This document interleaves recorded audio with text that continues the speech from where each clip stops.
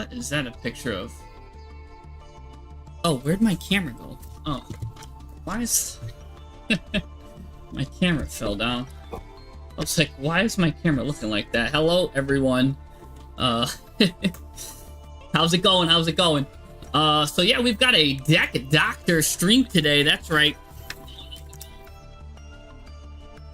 Deck Doctor is in the house. I've got the papers. I'm waiting to take your order. Fix your decks up. Let's go.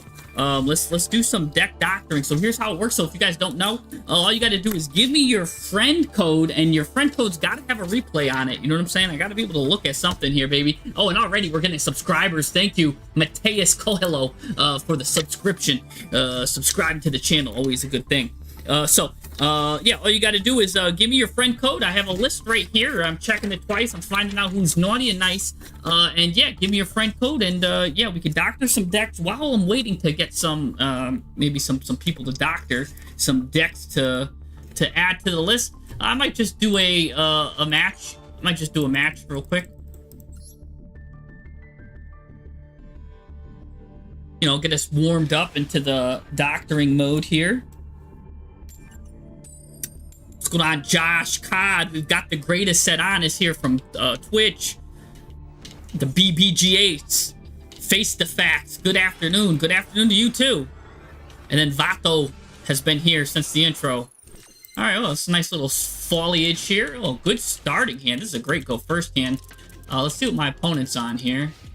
Looking like he's playing an Odeon deck because he's got the interim sleeves. Whenever you see that, you know your opponent likes to stun you. I'm going to need water for this one, guys. I can tell you right now. Oh, he's not an Odeon duelist. He is a Preparation of Right user. Going to go right into Mitsurugi. This is Mitsurugi Yummy, probably. His name is Light. Well, let's make some light work of him. Let's hope he's a meta sleeve, and let's go. Did your ID go? No, Chickaboo, your ID didn't go through. Oh, he's going to immediately do Mitsurugi Mirror. Going to get rid of Habakuri. That's an interesting start. What's funny is how they start this way. He's starting this way because he doesn't... I mean, it's activating the graveyard. I think he didn't want to activate anything from the hand.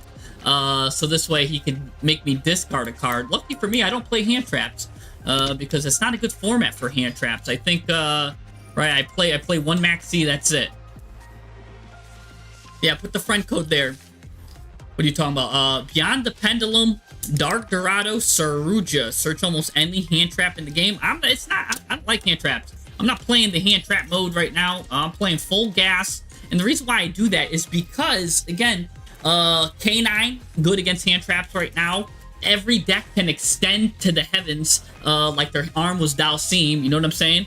So those hand traps don't matter. Like, so it just doesn't.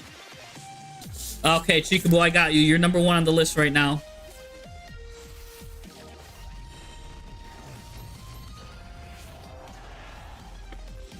Yep. Yeah, all right, Chikaboo's gonna be first on the list. This guy's just comboing off. This guy's at Subway ordering his combo here. Alright, some Mitsurugi. Now, he used his normal summon at least already, so that's good. I was worried if he'd go into, like, some 4-search patchy dino or whatever. Let's look at what I've got here. I've got Ready Fusion, and if you don't know what I'm going to do with that, baby, I'm going to get me a sandwich. I'm going to get me a sandwich. We're talking about Subway. But here's what I'm going to do with sandwich. I'm going to do something devious. A lot of you already know what I'm going to do with sandwich. But maybe I'll keep it a surprise for my turn. It probably won't even go through because this guy's going to, like, do stuff on my turn. He's going to make me discard a card. I'll discard the original Sinful Spoils because it's got a really good graveyard effect. So we've got that there. He's got his Omni Negate ready to go. Oh, that Dark Door Dorio, though, isn't that thing, like, considered all elements and does some stuff? Yeah, Vulture, you already know what I'm doing with that. You already know what sandwich is gonna make. You only see the YouTube chat? Oh. No, I can see it. I see your chat. I see both chats on the screen. Yeah, the Twitch chat is on the top left. YouTube's on the top right. Lets me keep an eye on you guys. Yeah, this is the place to learn how to play Infinite Slot, but this is a place to learn how to do hand trap decks if you want.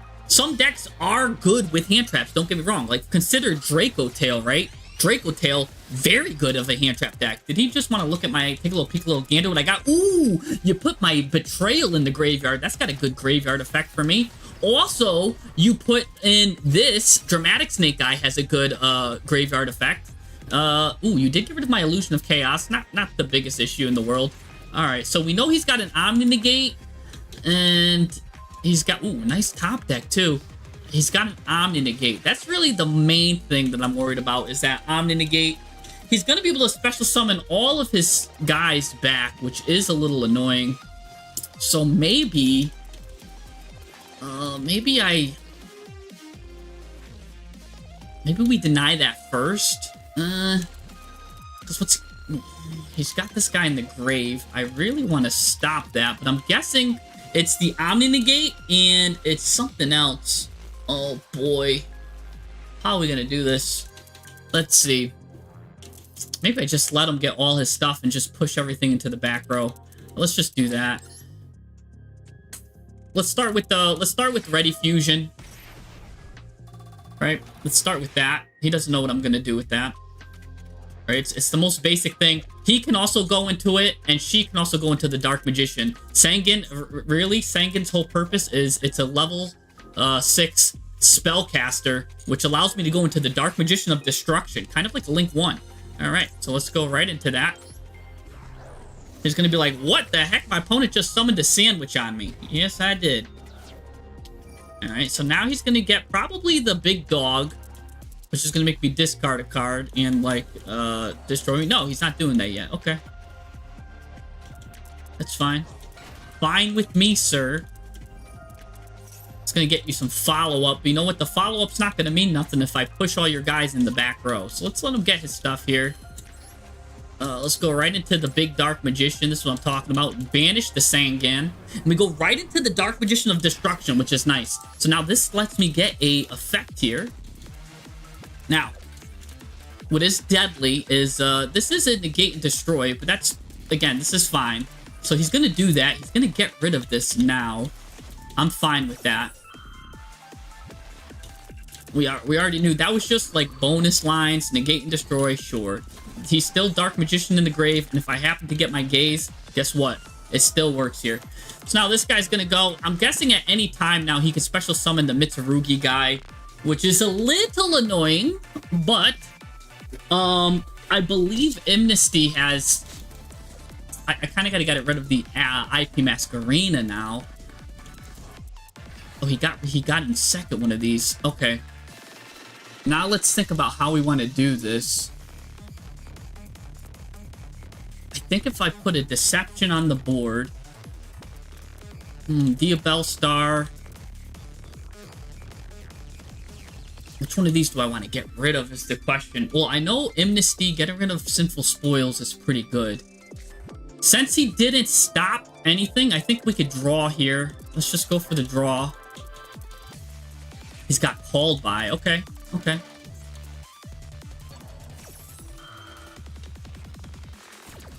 I was afraid he was gonna go IP into SP anyways. Interesting, interesting. So that leaves me with a very low amount of interactions left. Kind of don't want to send... Oh, I can send Oak to the grave, actually. That's not too bad if I send Oak to the grave here, because then now that triggers Sinful Spoils Snake Eye. So let's send Oak to the grave. That turns on my Sinful Spoils, so that's pretty good there. We'll add this. Now, this will probably make IP do her thing. No, it's not. It's not doing the IP thing. Okay, so now we'll go... I think we just go right into Ela Silva.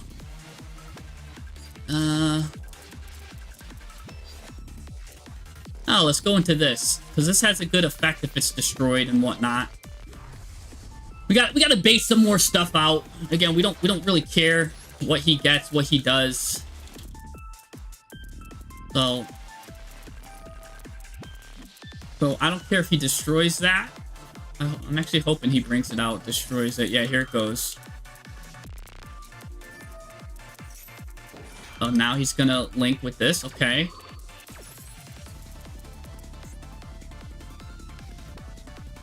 Oh no. If they go into SP Little Knight now, that's a problem. Okay, no, it's Gorgon. Okay, Gorgon's fine. You're just gonna negate me here. It's a good negate. Now you're gonna destroy... Oh, you don't destroy everything. Okay. Well, let's add this to the hand. I think adding this to the hand is good. Because that will let this be live. I discard that.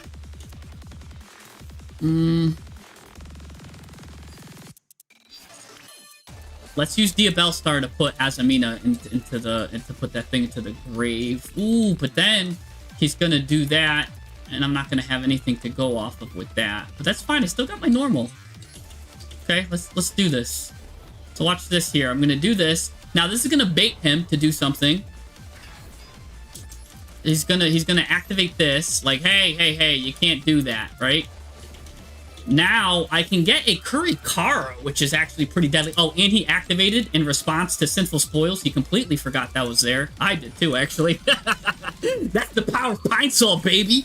And that's what I love. So now he can't even negate that. That was actually just the bait card anyways. Just made him use his stuff. Now let's set a Subversion. I really want to just push this Murakumo away. Like, let's just get rid of this. Or... even better, I could probably push this guy that's getting him continuous advantage and take care of the Murakumo later. Yeah, let's do that. Let's push that. Alright, let's do that. Push this guy. No more, like, fun for you. Okay, now that we took away his fun, let's get a card back into our hand, just in case. We'll get this, just in case we need it for, like, some discard or something, I don't know. But now here's the thing. We still got our normal summon, which is nice. So we're going to target Oak, get back in here. Now we're going to get Ash and do the whole Snake Eye thing that way, I think. Yeah, you didn't expect that. We just can't go into any of these three zones because they'll negate that, but that's fine. Now. Oh, now you're going to give up. You're going to give up. I just broke your board, baby, like I'm the Karate Kid. Ha-cha! Broke that board, baby. Give up. Surrender. Give up to the master of breaking boards, baby. I break more boards than the Karate Kid, man. I'm the board breaker. Yeah. That was a good setup. All right. Let's get some of these. I wasn't paying attention to the list. So we got Chikubu at number 1. We're gonna do a Daniel Zhu over here at number 2 from Twitch. Is 762594. He wants to make his outdated deck better. So we've got you at number 2, Daniel Zhu. Let's see. So we've got Chikubu, Daniel Zhu. Let's get Code Gaming number 3. Got Code Gaming. Alright, yeah, because we just broke that board, baby. I love breaking boards. I love that because they feel so bad. They're like, oh, how do you break my board? My negate board, I had 3 negates, plus an obnegate, plus I was getting all my reptiles back. And oh, help me. Alright, then we got BBGH here. He's going to be after that. 424979944. We've got a good amount of people here. Alright. Let's go. Let's go. That was GG, baby. Contact C does kill K9, but we gotta get him to do a spell to use Contact C. You know what I'm saying?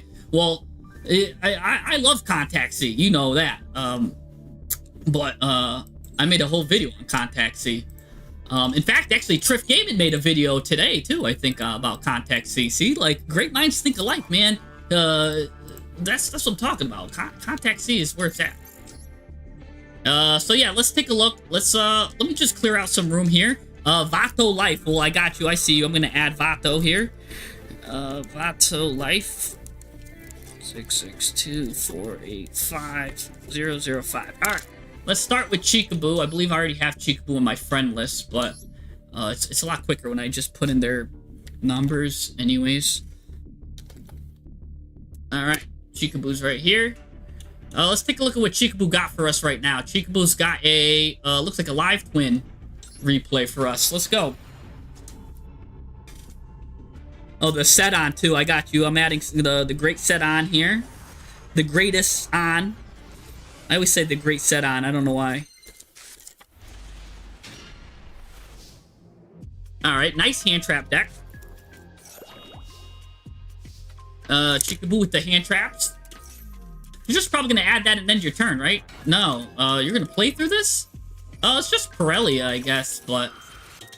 because I don't know, you had Fualos, you had Droll. Yeah, I guess you're good to play through it. Yeah, what am I talking about? Yeah, go ahead, you got full combo off. Yeah, what am I talking about? I would probably do the same thing.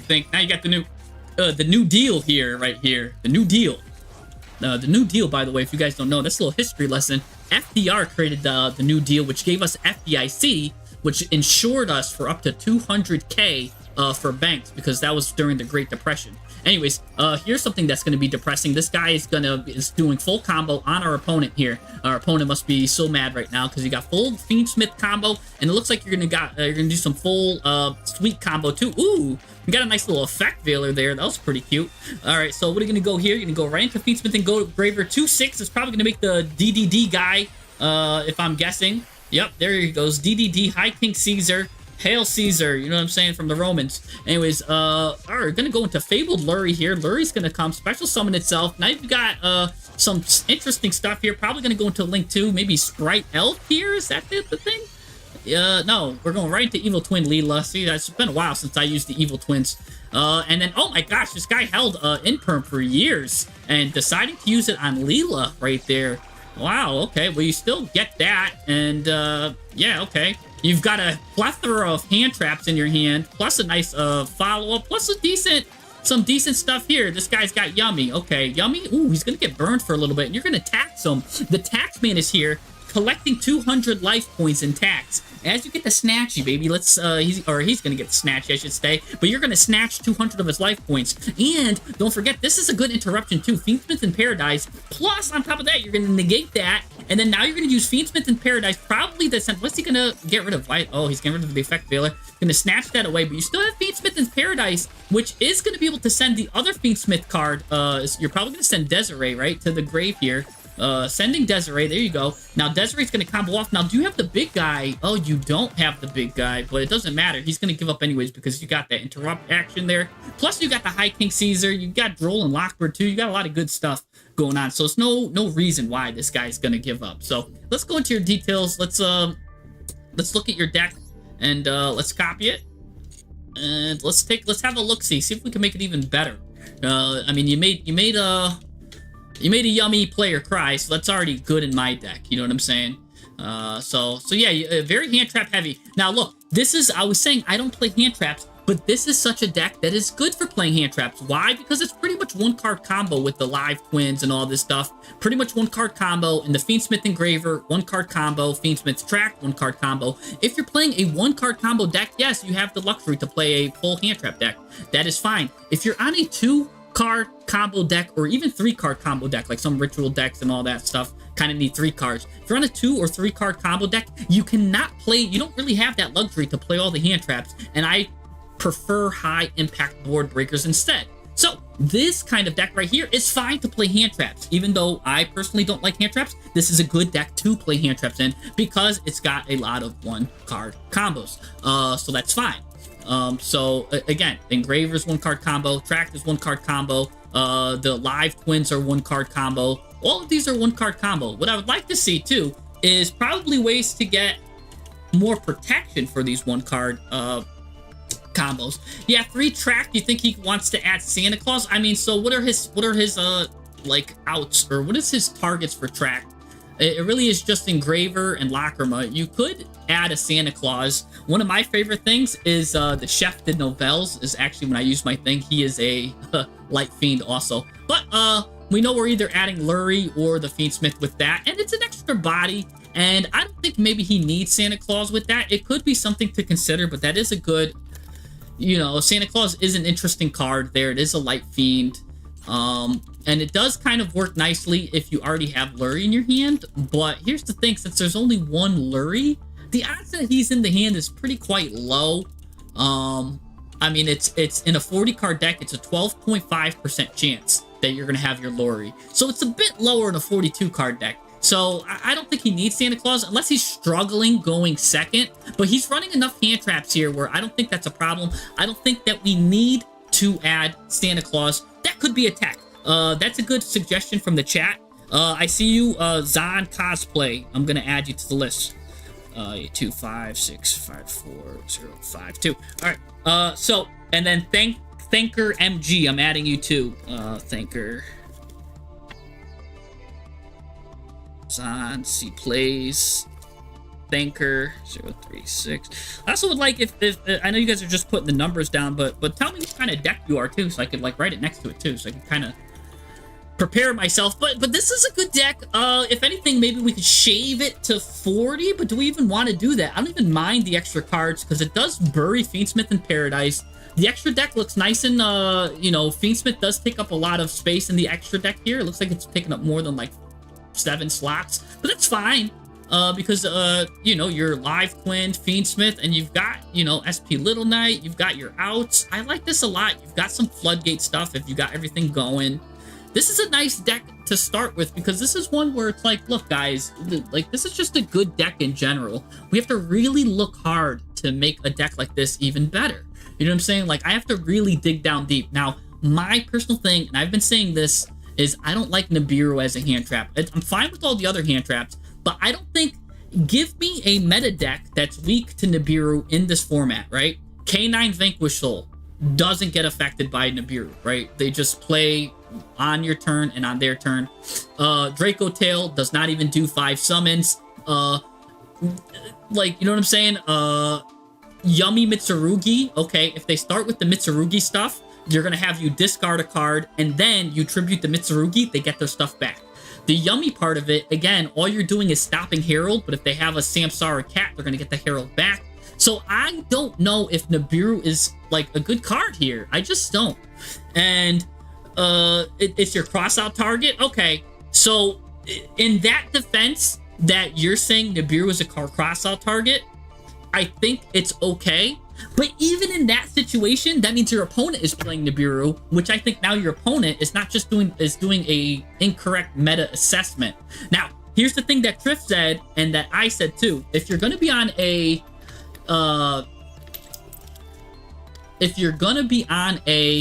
whatchamacallit, a hand trap deck, I do think a good hand trap to be playing right now too is Retaliating Sea. I do think that, and actually leave one spot to my boy Sneaky C here too.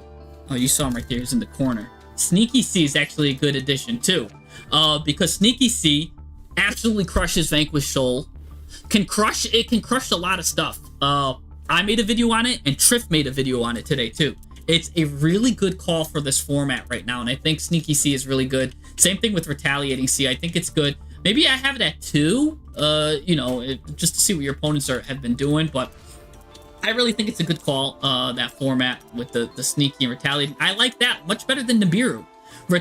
This Sneaky C just basically does what Nibiru does, but better, right? Because if they could have stopped your Nibiru, they could have stopped your Sneaky C. But Sneaky C now works against Draco Tail, where Nibiru doesn't work against Draco Tail. Sneaky C will work if you're, whatchamacallit, like, Sneaky C just works in a lot more situations, especially because opponents are not ending on Omni Negates, and even if they do, now you get rid of it, right? So now this still does the same thing against Yummy Mitsurugi, but it has the added benefit where if you started with Retaliating C, now first they have to get rid of Retaliating C, and then you have a searchable Sneaky C that comes on. So the Sneaky C Retaliating C combo is delicious. On top of that, you could also search a Maxi with Retaliating C. Maxi's only at 1, so that's nice. That's just something kind of to consider, to think about. Let's see what else we got here. We got 2 Signet Minings because we're running 1, 2, 3, 4, 5, 6, 7 live Twins.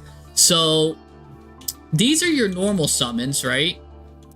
You've got 1, 2, 3, 4, 5. These are the 1-card combos. These are the extenders here.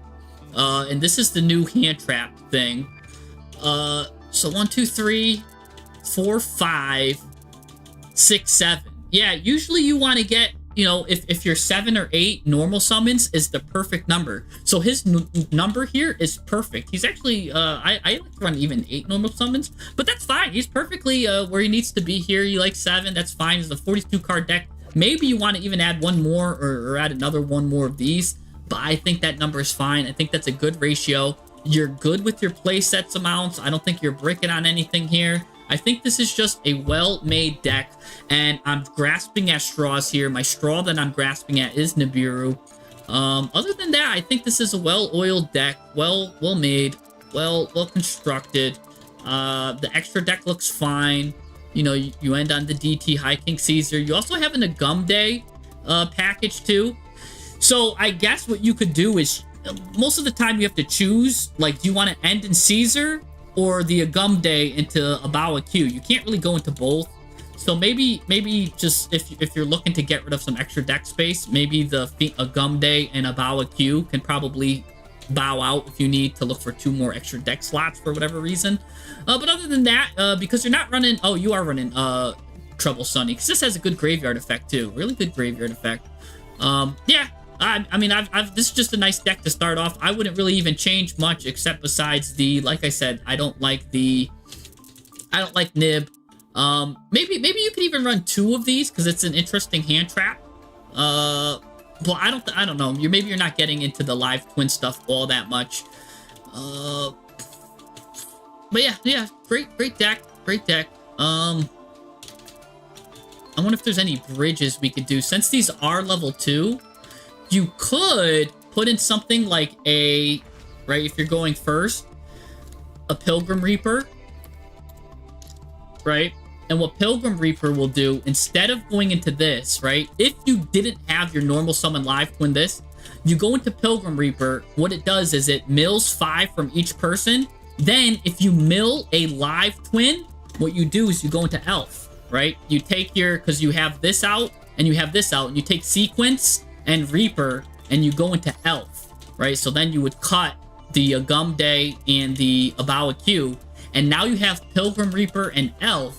And what Elf and basically Reaper mills one of your live twins, and now you have a special summon live twin. Now you have your live twin package. So that's something too you could think about, is the Pilgrim Reaper into Sprite Elf, because that's how I was going into things like how I would go and chain into Voiceless Voice. So that's something interesting there. What do you think about that? Did you know about that engine, like the way to bridge? That's just a way to bridge Fiendsmith into live twin, because if you didn't have any live twin in your hand and then you mill 5 more, the odds are like 90% plus that you're gonna hit one of your live twins that you need. It's extremely high. So yeah, let me add some more people. I'm seeing more people are doing stuff here. So we got Juan. Hey Tobias, how's it going, man? I see you. I remember you were here last stream and you were talking about your deck, and I never got to see it. You want me to duel you? I can add you to the list, Tobias. Put your code in. I could put you on the list. We've got a good list here, Bronco. Okay. You need to play more Casil. No, you don't, because you're only going to go into Pilgrim Reaper if your starting 5 cards weren't a live twin. So look at this. I'll just show you the math here. It's like 90% chance. Let's draw 5 sample cards. All right, look, you got it right there. So you don't need to. You won't need to go into Pilgrim Reaper this one. Let's go again. Don't need Pilgrim Reaper. Don't need Pilgrim Reaper. Don't need Pilgrim Reaper. All right, here you go. You've got your Fiendsmith's track, right? And then you do your whole combo. On top of this too, you're thinning your deck too, Chikaboo. So you don't even have to worry about Engraver being in your deck or Lacrima, right? Like, so those are getting cut out. Plus Lurie's probably gonna get cut out. So these are not even gonna be drawable. So the 5 cards that you're gonna send, 1, 2, 3, 4, 5. Look at that. You're always gonna see, it's like 90% chance that you're gonna see a live twin. Because, you know, there's 10 cards and that is possible in the realm of searching, and one of them is going to be a live twin. You know what I'm saying? It's just the way the math works. Again, here, you don't have one. So now, well, actually, technically, this is a starter for a live twin. But let's just say you didn't even have that, right? Let's go. Right here. Oh no, you got a starter here too. No, see, starter. All right, here you go. You don't have a starter. Ready? Here are your well, Signet Mining's your starter. There you go, into Live Twin. See, so I gotta find a package where you don't have your Live Twin. Here you go. All right, you do a lock from a combo into the Pilgrim Reaper. You end up eventually getting into Pilgrim Reaper. 1, 2, 3, 4, 5. You're always gonna have them. It's like 90%. I'm telling you, the math is there for you. You got one here, you got one here, got one there, got one there. Don't have one here. Look, ready? 1, 2, 3, 4, 5. 90%. 90%. Trust the math. Trust the math. You're always gonna hit that. You're always hitting it. You're always gonna hit one. I'm telling you. Because you didn't draw them in your top 5. Again, you just hitting one of them when you have 8 in your hand is already, you're at like 50% something chance. And then when on top of that, now if you mill 5 more, it just boosts your odds like crazy to hit one. Anyways, let's go to the next one in line. Chikaboo, that was a good deck. There wasn't anything wrong with it, really. I think that was a beautiful deck. 762. I like to take my time. People are like, well, if there's nothing wrong with it, Jesse, why are you spending so much time on the deck? I like to comb it over, right? If a patient comes to me, say, hey, there's something wrong with the deck, I want to look. I want to make sure. I gotta still run through everything. You know, I gotta check my patient's tongue. I gotta check his tonsils. I gotta hit him with the knee or whatever. You know, I'm checking everything. You know what I'm saying? I find out who's naughty or nice. I like to take my time, even when the deck is beautiful. You know what I'm saying? I don't rush. We don't rush through these. We take our time. And that was just a magnificent deck. Daniel, is Daniel here? Daniel's next on the list. Let me see if Daniel's in the waiting room. This is Please Scoop. I love the name.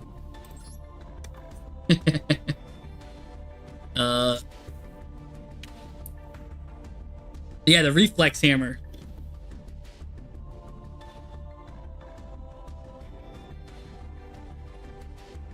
And you don't even need that bridge, really. That bridge is just in case you really want to get into the live twin stuff. Like, if you just are, like, fiending to get into the live twin stuff. You know what I'm saying? Doesn't that break Dr. Patient confidentiality? Yeah. How are you, and what are you doing? We're doing Deck Doctor. Oh, Polo Games got a Novell stream? Let's go. Oh, Daniel is here. Good. Okay. Perfect. All right, I'm going to add Polo Games to the list.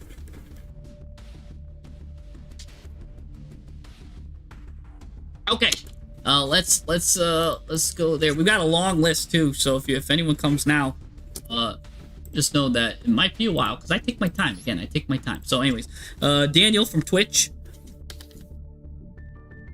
Let's take a look at what Daniel's got for us. Yeah, please scoop. Let's see what we're cooking here. Ooh, exotic zombies. Okay. Oh no, that's not exotic. That's King Doom King zombie man. I thought that was the exotic guy for a second. That's definitely Doom King in the top left.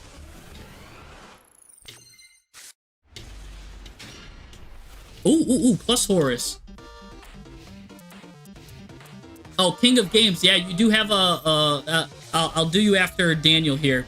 King of Games. I gotta get your friend code again.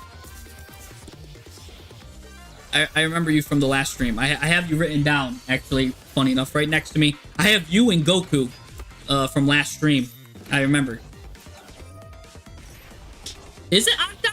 We'll find out. Anyways, so our opponent here is going into Malice, doing some Malice-y stuff, showing us the hatred.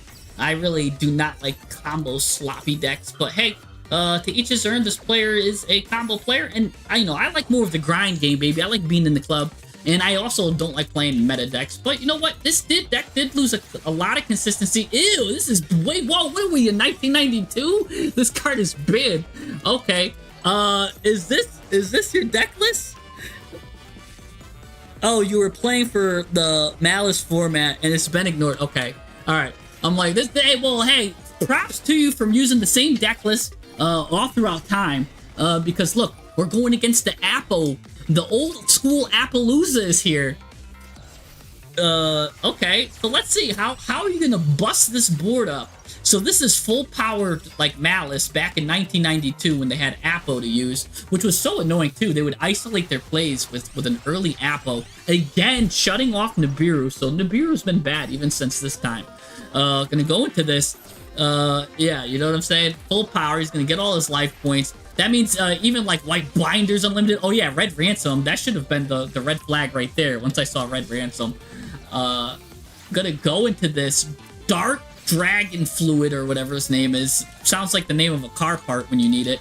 All right. Like my car needs some fluid, dark dragon fluid. Ooh, all right. So we got another Horus Enjoyer here. You're gonna start off with Horus, and you're gonna ditch your Necro World, which is good because she's got a good graveyard effect.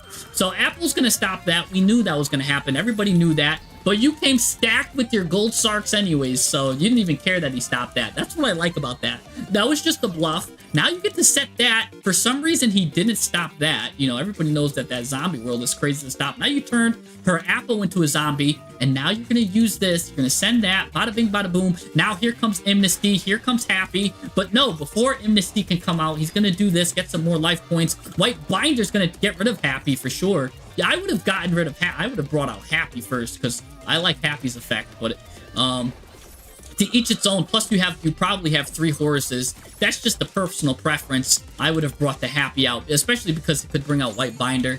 But you know, whatever. Neither here nor there. I'm sure you've got a plan here. I mean, he does have 3,000 attack, which is pretty good sometimes, and his effect to get rid of something on the field is pretty strong. You're gonna flip-flop the attack and defense. I haven't seen us do that effect with Malice for a while.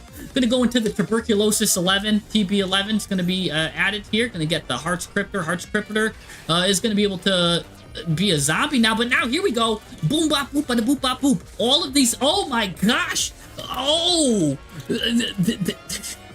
you know when the grass is greener, it's gonna solidify this game. When I see all of the Wright brothers getting sent, here comes White Breaking, White Prince, White Lord. I don't even know who else is coming in. And then also now Doofenshmirtz has made an appearance here. You're gonna go with the probably Link Kariba. Ooh, Relinquished Anima too. You've got space for that. You're gonna target this. He's gonna be like, no, please don't do that.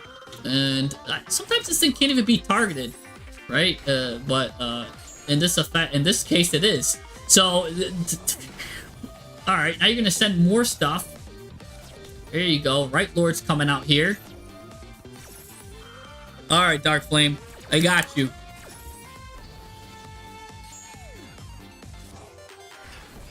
All right, Mizuki is here. Mizuki sending stuff. Oh my gosh. He's gonna stop that. But at this point, like, what's it matter if he stops that? You've got your whole graveyard ahead of you. You know what I'm saying? Oh, he pushes that to the back row. That's kind of interesting. I haven't seen that effect get used in a while. The pack bit users. That's always cute. Anyways, so it was the Doom King Baldurak. I never know how to say that correctly, but Baldurak. Anyways, so now this guy's coming. Look, here we go. The Amnesty's going up. Everyone's going up. Who's not activating an effect? Anyways, you're going to banish this guy. The only card that probably doesn't like to get banished from Alice. And oh my gosh, you're taking 5 cards. You're going to Saryuja, the 5-King Dragon? No, you're going to Underworld, the Closed Goddess. Did you even use an opponent's card for that? I didn't even see that. Or did you just use 5 of your own? Did you just hard make her? I don't know. Anyways, the King of Cold Servants. He's got the best entrance here. Oh my gosh, he had 17k attack. He just gave up off of that. All right, so we've got a Grass is Greener deck list with Horus. It looks like let's see our deck list. I gotta make room. Sorry. Please scoop. Let me make room for you, Daniel. That's a beautiful replay though. By the way, anytime you could put a meta player where they belong is always good for me. So let's get rid of this. That was Cheek Boost deck right here. We'll get rid of that one. That was a nice one. Let's get rid of some of my older decks here. Small World Reasoning can go. That was a good one. That was just my Skeleton. Let's get rid of some of my Reasoning deck lists. Are really good, though. Actually, that was a really good one. I just got rid of it, but oh well. We'll just get rid of some of these Odeons. All right. So let's take a look at your deck list now.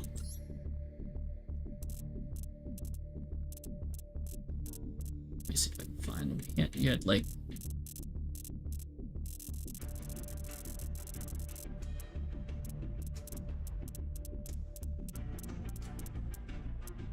All right, please scoop. You think? Oh, there you are. Okay. Cool. All right. So let's take a look at the deck list. Ooh, you're even playing two left arm offerings, which is interesting. So left arm offering is a really good card too, because you want to give everything that you got to this. All right, so we've got an older deck here that needs some resuscitation because we got to take out, of course, we got Apple's not here anymore. So we've got that. So Apple we got to take out immediately.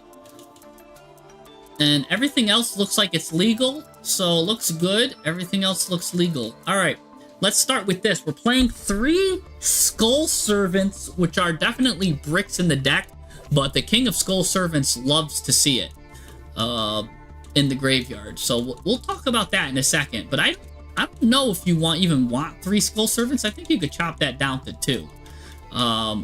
Just because everyone else's name is Skull Servant anyways. And I don't know if we need that, but we'll take a look here. I'm pretty sure you'll have enough fuel. Banished 2 Skull Servants. Yeah, all the Skull Servants. So White Baking, White Lord. By the way, this is a 300-200 monster. All of these are 300-200 monsters. There is a new card coming out in the TCG. It's like a Karibo. It searches 300-200 monsters. It's the new one, the full artwork Karibo. Be on the lookout for that, because that actually is support for White Lord. There's a lot of support for White Lord in the Karibo cards, funny enough.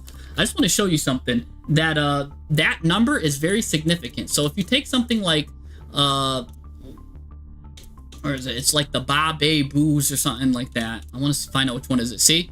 When this card is destroyed, you special summon a monster with 300-200. So this number is very special to Karibo. Just look out for the new full art Karibo. It will be able to add these like Skull Servant cards with that with the special number. So that's just something to look forward to in the future. It's not here yet. Just know that that's coming though. Uni Zombie's disgusting of a card. You're running it at 1. That definitely could send. Look, it basically sends. It's a foolish burial, right, for zombies. So you basically target a card, and then you get to just send a zombie from your deck to the graveyard. If you're running foolish burial, you probably really want to run this maybe at 2. It's also a level 1, so I could see 1 for 1 being used, and you are having it here, so that's pretty good too. Again, your normal summons are. You really want this guy sent to the graveyard. This guy is the guy you really want sent to the graveyard. I know this because I know that's how the right bakings work. You basically, this is your starter here, because if this guy's sent to the graveyard, you add 2 monsters with different names that are Skull Servant or mention it, then discard a card. So this is your, basically your full, we need to get this to the graveyard at all costs. So another way to do that is with another Uni Zombie, because you're ready to give it all just to get White Baking to the graveyard, because that gets you your full combo. So grass is greener for that Uni Zombie. Like you're doing left arm offering just so you can get grass is greener. You know what I'm saying? So you might as well run a second Uni Zombie, I think. Also, you're running 3 Mizekis here because it's got some good stuff, the special summon stuff. Where is Mizuki though, the other guy? Which I'm surprised you're not running. He looks like this. It's let me see. Zuki. Oh, this guy, Gozuki. Yeah, this guy lets you send a zombie from your deck to the graveyard too. So if you don't have the UR Dust for this, you could end up just running a Gozuki instead. Because this guy, you send a zombie, right? Are you playing him? You're not playing him. So he lets you send a zombie from your deck to the graveyard too. So that's pretty good too. Yeah, thank you. I did mean Gozuki. There's also, since you're playing so many things here, Turtle, I believe, is good zombie support right here. Curse of the Ancient Turtle. Banish a zombie from your hand or graveyard. Send a zombie from your deck to the graveyard. Now, there's a lot of zombies that like to be banished. You know what I'm saying? And you're playing them. All of these cards, if this card is banished, you can do stuff. So you're playing some good zombie cards, too, that like to be banished. So this card here, banish a zombie monster. You might be worried, like, hey, do I have enough zombies? You do. Look at this. All of these are zombies, zombies, zombies. Looks like half your deck is zombies, or you could even search zombies. So I'm not worried about the math. If you want to play this instead of maybe like, because this is also a normal summon. If you want to play some cards that do not waste your normal summon, it's Curse of the Ancient Turtle. So Curse of the Ancient Turtle, you could play probably at 2 or 3. And that's another way to get your white baking to the graveyard without utilizing the normal summon. That's very precious to you in the Uni Zombie, Gozuki stuff. Because maybe it looks like you have stuff that's fighting to be the normal summon. So in that case, then you don't even have to play Gozuki. You could just play the Ancient Turtle. You probably only need to play 2 of these also, since this is a card that you do after the fact. You banish this card from the graveyard. So this is like the stuff that you do after the fact. So if this is an after the fact card, you're doing this after Grasslick Screener. You only want to play that at 2. You don't really want to see it in your hand. So probably play that, cut this guy down to 2. Again, maybe you want to put that more or less. I would do this. Oh, the new card that came out is the Dark Magician of Destruction. That's a good, chat makes a good thing here too. You can add this guy here, right here. This is what you do basically if you special summon your Horus guy, right? If you get Amnesty out, he gets to basically either contact use or link one, whatever you want to call it. He basically gets to turn into this because you want. And there's a lot of good Dark Magician cards. It gives you a free +1. So you can get like either a free Rod, a free Magician Souls, really good, free Illusion of Chaos. That basically is really good with this package. Also, I see you're running 3 Triple Tactics Talent. Don't run 3 Triple Tactics Talent. If anything, run 1 Talent and 2 Thrust. That's how I like to do it. There's a couple of reasons for that. Because 1, you don't want to Talents draw into Talents, because then that's dead. So what happens is Talents draws into Thrust, your Thrust is live, and guess what? Thrust can also get you Grass Looks Greener, man. That's your main body. You really want that, especially going second. Why do we want Talent when we could just Thrust on our opponent's turn into a Grass is Greener? That's almost beautiful. Beautiful there, right? So definitely turn your Talents into Thrust. Let's keep going. Let's keep looking here. You really like this bad boy, and I'm gonna leave him at 3 because he's the ace in your deck. I do think maybe you could probably put him at 2, but you know what, since he's the ace in your deck, we'll leave him at 3, and that's the fun part of these decks. I don't like to kill the fun part, and that's the fun part, is the King of the Skull Servant. So we're gonna leave it at 3, even though it might not be mathematically optimal. We're gonna do it just because I'm not even gonna run the math on that because it's a fun card, and I love to keep the heart of the deck. The heart of the deck is the King of Skull Servant, so we're gonna leave that at 3. This guy's also another good guy, I believe, if when he's banished, you get the special summon of it. So you do got some guys that do have some good stuff if they're banished too. Again, so it does make the Pyramid Turtle get extra value, because if you banish some of these cards that have the banished effect, you do have now just basically makes your cost into a benefit. So now you just turned your cost into a benefit if you have cards like that in your hand.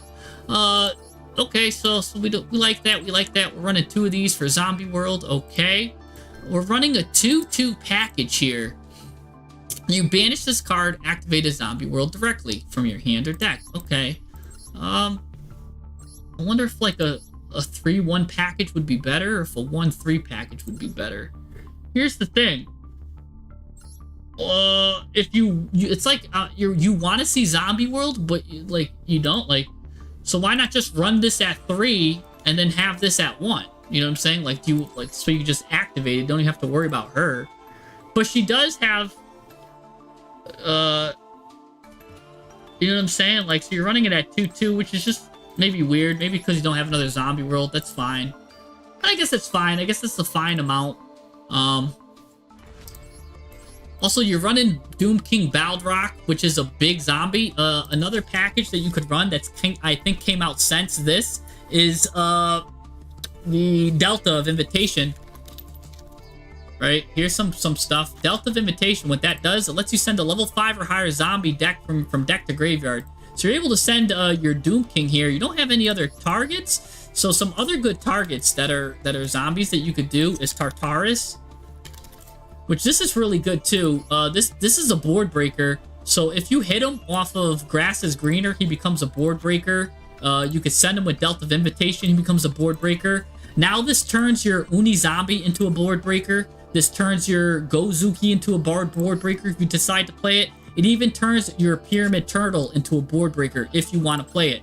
What this guy does, let's take a look at what he does together, everyone, because not a lot of people know this is a hidden tech card. I'm the king of these hidden tech cards. If this guy is sent from the deck to the graveyard, send as many cards you control as possible to the graveyard, and if you do, special summon this guy, then send cards your opponent controls to the graveyard up to the number sent to the graveyard by this effect. Neither player can activate monster effects in response to this effect's activation. And that's insane because that means they can't do a lot of effects. And it's a very monster effect heavy format right now. So they can't do a lot of stuff. So that's pretty good here. Maybe consider one Wandering Titan of Tartarus makes a lot of your stuff into board breakers. And what's cool is, yeah, there's a lot of ways you could do this. If it's sent to the graveyard except from the deck, right? So that's if it's sent from the deck to the graveyard, has an Omni Negate. Now let's say you do something like King Sark because it was in your hand.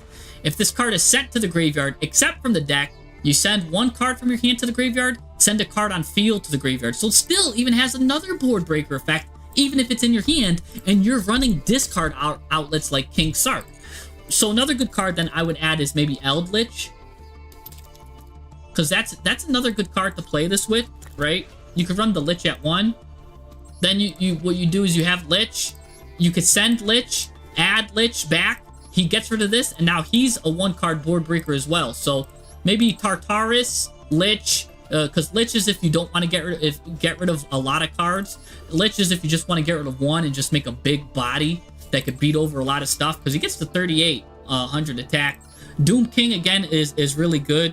Hold on, I'm gonna get to Gaze. I'm gonna get to that. I'm working one thing at a time. But I just added the Magician of this. I guess let me go back to that because I'm pivoting.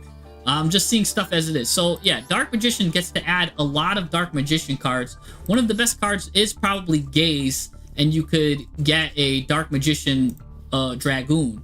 You know what I'm saying? You can get a Dragoon if you want. And it's also level 8, so it pairs well with all of your Horus cards that are level 8 too. So yeah, you can just get free stuff there. You get a free Souls. You can get, there's a lot of good free cards you can get with this. But the best card, which I've been promoting, is, yeah, you do want to get this card called Gaze. But what do we get rid of here? Probably we don't need 3 of these, right? You tribute a zombie, special summon a zombie tuner. Oh, because you want to get Uni Zombie, but that's kind of like a normal summon anyways. Let me just make some room here. I'm just gonna get rid of one of these because I don't want so many 3-ofs. Yeah, you get Gaze, and what you do is then you can put in like a Dragoon. So now also you turned this Horus into an Omni Negate, which is pretty cool. That means we got to get rid of an extra deck card, probably King Coach Giant Trainer, but you might want the draws. But you're probably going into Zombie Vampire 9 out of 10 times instead of King Coach Giant Trainer because of White Baking. Like, you want the White Baking effect. So 9 out of 10 times, I'm pretty sure you're going into that. You even have Curious. You're probably going into Curious. I guess Curious and Zombie are competing for the same thing. But, yeah, I don't know which one you go into more. So, basically, you could choose between those two. But, yeah, just add something like that, Daniel. You're not attached to the traps. So, this is, yeah, the traps is just like, you're using rollback just to hit this. Or you're using rollback to just target a trap in your opponent's graveyard. I think you're fine to cut rollback. That's very high win, like high, what is it? Like high risk, low, like high reward, but the odds of you getting all of this done, very, very minimal. And we need to make more space anyways. I don't know what I feel about Dotscaper. I mean, I guess it becomes 2 bodies because if it's banished or sent, you get a card. So I don't know how good the bodies are, but you are running SP Little Knight at least. So you can make use of the bodies with Anima, going to that stuff. So I'll leave it because it could be a good card for this deck. Pretty good here, pretty good here. Got this. Card Destruction again is very good for this deck, so I like it. Leave it. Okay. Do something like this. This is a good start. This is the word. I hate this Horus card.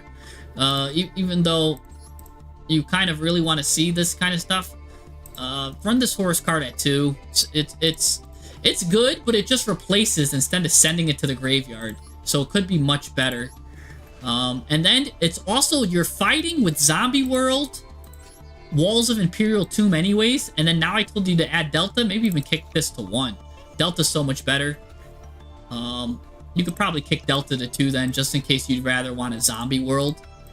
But I think Delta of Invitation is absolutely supreme, and you want to run that at 3. Maybe you run 3 Delta, 1 Banshee, because again, Eldritch can just get this back to the hand and replace it, and then you could play Zombie World anyways.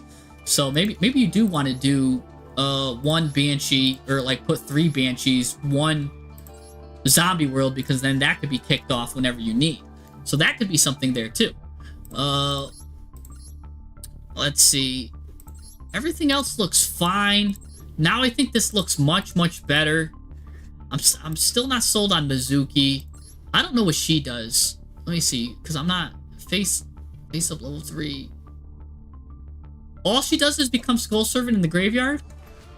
Oh, ew. All she becomes is Skull Servant in the graveyard. Alright, maybe just get rid of 1 of her, just to round it out to 60. I didn't know she's basically a Skull Servant. So, yeah, she's not really doing anything. Face up level 3 or lower zombies can't be destroyed by battle, and they're unaffected by spell. She's pretty much a vanilla. I mean, she's got an interesting effect, but I know you're just using her for the name. She's got cool artwork, though. I will say that. It is kind of creepy. So that's pretty cool. Again, I'll be honest, I don't know what a lot of the rights do. I just know the main goal with right is to get this guy to the graveyard. I know this is the main dude, and I'll facilitate that, and I'll help you do that with this stuff. So, yeah. I know, yeah, why Dotscaper? I don't know. That's just like maybe his tech card of choice, because it can go into an Anima, and then it can come back and go into a SP Little Knight. Dotscaper is a 1-card board breaker in that sense. You normal summon Dotscaper, go into Anima, then you go into SP Little Knight. So it does create an interaction here, and then an interaction here. So it does have a double interaction. Maybe he likes that to board break, and I think that's fine. And if it gets sent with either card destruction, King Sark, if it gets sent with the grass is greener, the amnesty, there's a lot Dotscaper can do, and I think it's fine being at 1 in the hand. It's kind of like how I like to play in discard decks, Metal Foes Fusion, right? Because you could discard and discard heavy decks, it just lets you draw 1 and pays for itself, especially if you're using like King Sark. I think that's kind of taking the role there, and I think that's fine, because I can already see he's using it for Anima, and then he's going to go into SP Little Knight. Am I correct with that, Daniel?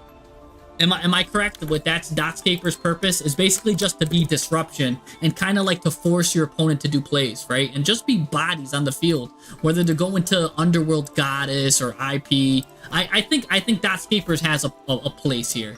But let me know if that's correct. Oh, PK Master, I gotta add you. Yeah, okay, yeah, that's what I figured. Ooh, PK's trying out an all-gas deck. Anyways, so we did enough zombie love here. I think this is pretty good here. I think this is good. I think your extra deck is looking nice now. Another extra deck card, if you want, I will suggest, since is Photon Lord. I think he's just a good level 8 too, because Hope Harbinger is your spell negate. Photon Lord can be your monster negate. It's a monster negate.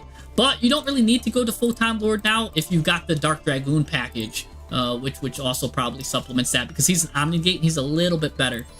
So that's interesting. Again, Gaze is there just for your amnesty. You could also do some cute stuff by changing some of your types to Spellcaster. But just be aware too that if you make this guy from a Spellcaster to a zombie, you can't go into this. So make sure to do the amnesty stuff first. Again, then maybe you do cut this stuff if you are changing like all of your stuff to zombies too much. So just be aware of that. But other than that, yeah, I think we added a lot of niche, a lot of good niche tech cards. Plus we changed a lot of the ratios, and I think this deck just got a lot better just by looking at it. Actually, what I do want to do real quick is let's just run a couple of checks on the deck. Let's do some sample cards here. Horus, nice starters, and you're discarding all of these zombies. That's fine. This also looks fine as a starter. What does this guy do? This guy's sent to the graveyard. I think this is a dead hand. What's this? Okay, at least we got Uni Zombie here. Double Brick and Horus. We do get that and that. That's redundant. At least we get this. Special summon Uni Zombie. Okay. This is a great hand. That's a great hand. Oh my gosh. Plus white baking. Okay. That's a great hand. This is a good hand. This is actually a good hand and good board breaker and good starting hand. This is interesting. Hand. No, I kind of don't like it. No, I kind of don't like some of these hands. So I think we're getting too... There's still a lot of... There's a lot of this Skull Servant stuff. I think that's clogging us up. So maybe I would clean that up a bit too. Maybe bring a lot of these down more. Because now that I'm running some test hands, I don't like what I'm seeing. Maybe just bring a little bit down. Maybe some of this down a little bit more. And get some more like consistency cards. Maybe we do want to see this in the Gozuki. Right? Yeah, I think that'll help. I think just adding a little bit more consistency because I didn't like what I was seeing. Alright. This is a great hand. I like that. See, even adding that one Uni Zombie, that could have been it right there. Plus, we got Left Arm Offering. This is a beautiful hand. We've got Horus to start, Delta to break. All of this is great. This is a great hand. Sark to send White Baking. This. Okay. Phenomenal hand. Good hand. I mean, this is what's weird. This has to get Horus, which then will send White Baking. So that could be a good hand. As long as they don't negate that, I think you're fine here. So yeah. There we go. This is decent. A little competition there, but okay. Decent. Okay. I think this is much better. All right. Okay. All right. So Daniel, I think now you're much better. That's what we would go with. The key is on this piece of paper. I write everyone's list down. That's where the key is set up. All right. So next on the list is Code. Is Code still here? Code, are you still here? I just keep the key. I write it down. I write the list. Let's see. Is Code here? Code.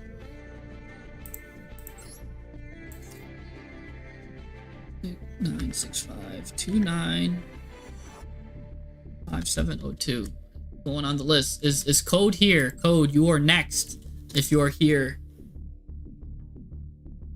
Yeah, Skull Servants are gonna have a lot of bricks, but again, I do. Oh, True King of Games is next. Thank you for doing that. Well, I'm waiting for Code anyways. I haven't heard anything.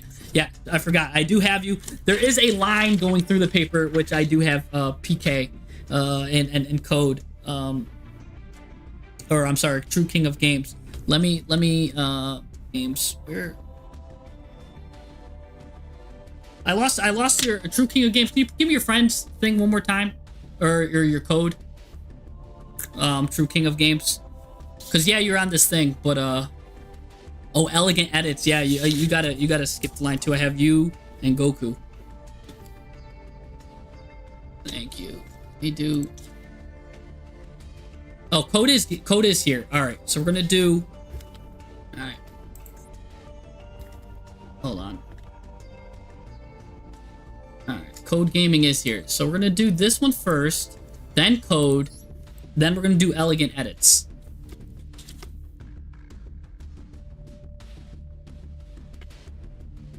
All right, we'll put a star there, a little star.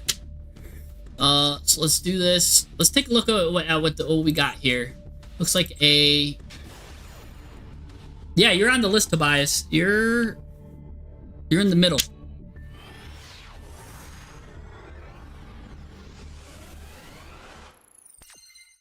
All right, Nidus is going first, so we're going second. And you've got the Go-Go Gadget deck here, which is crazy. Doo-Doo-Doo Warrior is the deadliest card for a starter I've ever seen in my life. Plus, you've got the Board Breaker EXT Ryzeal. It looks like you've got everything. Oh, the third replay, but the fifth is better.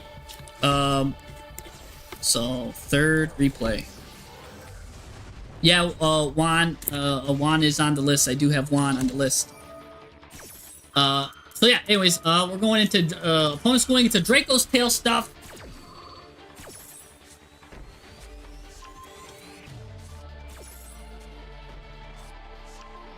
I've got a wand on the list. I don't know. I just wrote wand. That's funny that there's two wands. So I'll have to see which one is. Whatever came first, the chicken or the egg.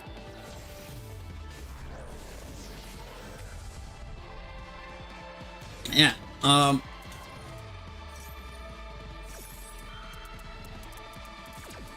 right. So we've got the Draco Tail stuff. How are you gonna break this board? You've got a full gas package. You've got the Go-Go Gadget stuff, 7th Tachyon, plus Small World. Nice, nice, nice. I love this, love this. All right, so what do we got here? Lot of disruption set. He's probably got, oh, evenly matched off the top of the dome. That's a great card because this guy only stops spell effects. So what a top deck, huh? Let's go right to the battle phase, evenly matched. He can't stop this. You just win on the spot. He's gonna bring this back, okay? He's gonna try to salvage some of this. Bring that back, get that. Yeah, he's trying to salvage whatever he can. Oh, everything gets banished. He leaves one card, it's probably Flame. You're gonna EXT Ryzeal, send this guy, which is already gonna target the face down card in the field and destroy it. Oh my gosh. Valen the Sky Blaster, what a deadly combo that was. Oh my gosh, he probably just wants to give up right now. He's just gonna end his turn. Yeah, that was Flame. And then now you've got full combo with Ryzeal and Doo Warrior. You're gonna set up like a deadly board. Ooh, he's gonna play on your turn though with Bestial. Okay, you're gonna pop it. Why not? Oh, he's gonna pop your pop. Then go into a Thymina here, but again, he lost all of his deadly traps, and he's got no other way to recur this Flame. Well, actually, he's got no way to recur anything. This is just, it's over. He's gonna resign. A Draco Tail player with one card in their hand. I think a person that plays all normal cards has a better chance of winning than a Draco Tail player with one card. They're such a combo heavy deck, and they need a bunch of cards in hand. So I don't even need to probably watch the rest of this replay. We're just gonna watch it on fast mode here because you get Galaxy Eyes Tachyon here, and you've now from here you're just gonna get whatever you want to get. And you're going to add, what, another 7th Tachyon? Yep, you are. I was just making sure if you weren't playing the Omni Negate. You're going to get into Astraltopia. You like the Zootopia. Now you're just stunting on him. Why the opponent is subjecting himself to this is beyond me. You're now just stunting on him. Going to go into Duo Drive. This is what I call, like, just kicking the horse when it's down. And I don't know why the horse is allowing itself to be kicked. I would have GG'd out, like, 20 minutes ago. This guy's going into Doo Warrior. Going to go into Eclipse Twins. What aren't you going to get here? You're going to go into this, going into that. Getting rid of that. You are showing no mercy on your opponent, of course. Going to get that, set that up. More stuff. Just why not? Yeah, just bring that to 4. Now Ragnarako is here. He's going to get this. We're going to go into attack mode. We're going to go into the Giant Hand. You've got more interactions than this guy probably has in his graveyard. Like, get 3 cards. All right, what's going on? You got to do this, but you're going to pop it, drop it, lock it. I don't even know what you're going to do to this. He's going to now try to combo that. At least he's telling you he's got a monster in his hand. And now you're going to do this, detach, target this. That's different. What does that do? I forgot what that guy does. Oh, it just pops it, and yeah, you win. Yeah, I don't know why he was holding on for, like, this guy was Bon Jovi living on a prayer. All right, and he pulled the plug too at that. His connection failed. All right, let's see what the deck list. Already, I didn't see you add Cross, and I really, oh, well, Cross is banned now. I was like, where's Cross? Why wasn't Cross making a guest appearance? And yeah, that's because Cross is banned in this new ban list.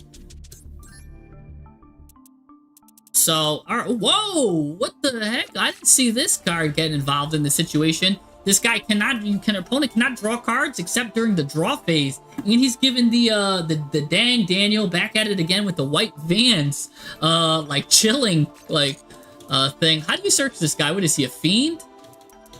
Which card of yours searches a fiend? I bet you have a card that searches them, right? All right, anyways.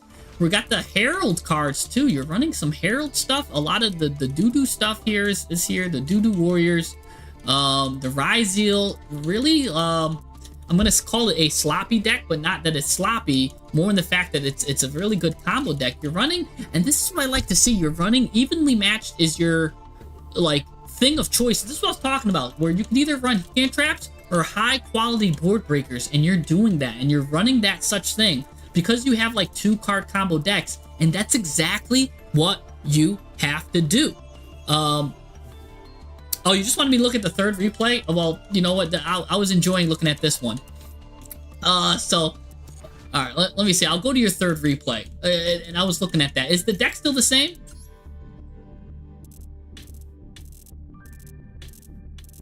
Let's see. This is why I gotta write down the third replay. This way when they give me the... Because this is a good dirt deck. Let me see.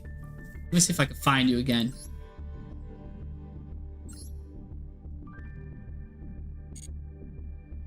Cause yeah, that was you just wanted me to look at the third replay. Alright, here you go. Fine, let's look at the third replay. Try to get the top replay. This looks like is this the same deck? Let's look at it. You changed it. You made it 60 card. Alright, let's look at this. Alright, let's copy this now so we don't forget. Alright, I just gave you a free session on a patient that wasn't hurt. You guys can't hear a word I'm saying. Can you guys hear me? Testing, 1, 2, 3. Yeah, no, these guys see or hear me just fine. They say. Alright, Alright, so again, now we're going first. We got the Brilliant Fusion package, and you get hit with some Molcharmy. So what are you gonna do here? What do you do when you get hit with Molcharmy? What's your line? Let's see. You know why? Because sometimes I back far away from my mic. No, it's probably me because sometimes I back far away from the mic. And let me just bring it closer. Oh, here's how you search it. So that's how you search it with 7th Tachyon. That's how you get your Protector of the Sanctuary. Okay. Thank you for showing me that because I was like, how do you get that? So yeah, you do get there from this. This guy is now basically a you can't draw cards except during the draw phase. He's kind of like a Thunder Dragon, but a little bit better. But he is a bit weaker, so. Anyway, so now your opponent can't draw anything. You're going to subject him to Mitsurugi now. Oh, and you turned off his, oh my gosh, you turned off his Fuwalos with that too. That was pretty interesting. That's a good tech. That's a good tech. Because now you stop Maxi, you stop Fuwalos. Wow. Ladies and gentlemen, take a look at this tech here. And he's running this tech through 7th Tachyon, which he can get fairly easy, by the way. That's really good too. Plus, he can also get that package with the Golden Shadow Dragon, too. Can also search that, too. And he gets level 8s very easily. Look, see, he goes right into it right now. So if he wanted to, he could search the Tachyon thing, which could search 7th Tachyon, which is going to do right now. But he's got the Tachyon Transmigration, which is a deadly Omni Negate. Oh my gosh. So this is a board here. You are creating something. Oh, and here's Galaxy Eyes Photon Lord. That's the Monster Negate. We were talking about that.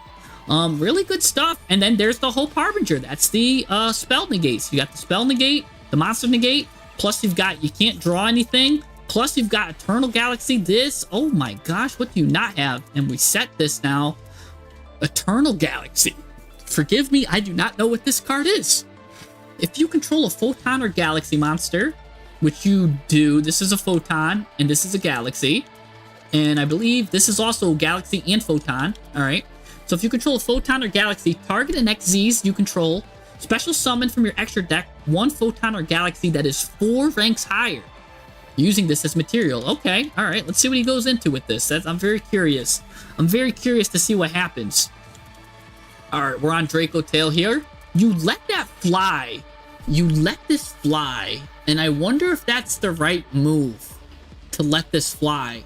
I don't think that's the right move to let this fly, and here's why. Because now he's going to be able to fusion summon. Oh, and you got rid of the card that let him add. This guy was actually doing work. Well, he could still add cards. He just can't draw cards. So this guy, like, because now he could send Urgula, right, to pop your stuff. He could send... I mean, it creates a big chain, and you do have Tachyon Transmigration.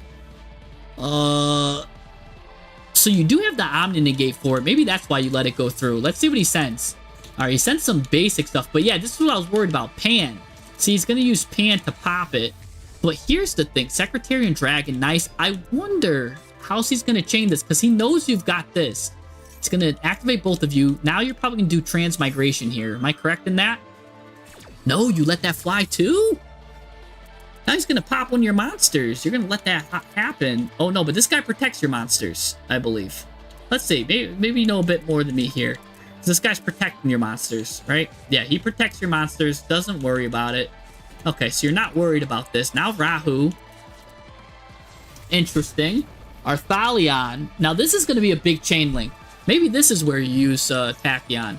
Because yeah, I think you're right, actually, now that I think about it, to hold it. The counter trap does negate everything. Yeah, so here comes the counter trap for a nice big chain. That's what you were waiting for. And you're going to negate everything in this chain now. So Phymina, gone. That, gone. That, gone. Sucked back in, too, by the way. So that's a deadly thing. Here he goes with Branded Fusion. Now you're probably going to use Hope Harbinger. No, you let that go through. You're really holding on to your hope here. Ooh, I wonder why. Because that's a good card. Because now this card activates. Oh, let's see. Now he goes into Sanctifier. That's a good card to stop. It's going to get Rahu. Go into the battle phase. You got Prayers, though. Oh my gosh, you're going to get your Mitsurugi back. That destroys everything either way. I mean, your go first was so strong, so potent. This deck that you have is a very good go first deck. The end board you created is very hard to break. Now, my specialty, I love breaking boards. I would hate seeing one of these. This is like one of those where I have to like sit and think, and I'll probably lose on time after I like break it like halfway. Oh, you got a Numbers Last Hope. You just stop that there. He's gonna Sting. He's gonna get rid of Transmigration.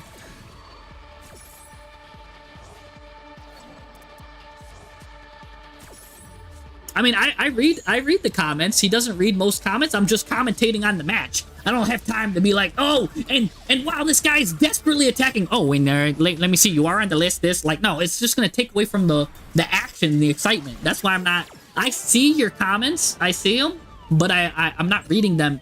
Kind of not unintentionally or intentionally. It's just that it takes away from the action and the excitement and what I'm trying to say. I'm not gonna stop every 5 seconds to be like, yes, you are on the list. Yes, you are on the list. Like, you know, like, no, that's just, we don't, you know what I'm saying? I've got a long list here, baby, and I'm checking it twice. You know what I'm saying? So anyway, we've got the end board king here, and I like to just focus and give someone attention where the attention deserves. Yeah, I was adding a lot of people to list. I've got a list full of names here. This thing's huge. Don't worry about it. So let's see. So the main thing I'm concerned about with this deck list, I just want to run through it right now, is let's look at what you're getting, because I want to see what your sample 5 cards are. How's this looking? Full Mitsurugi combo, full Gem Knight combo, deadly, good going first, good going second, perfect.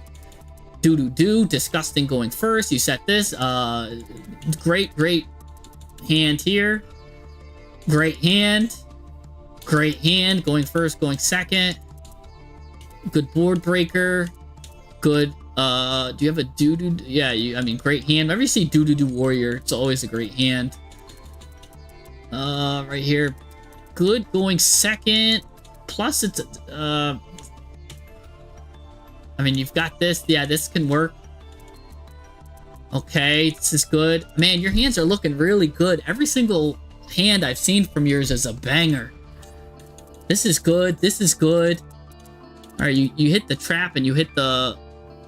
And you hit this. This is probably the worst hand I've seen, but you still have Doo-Doo Warrior here.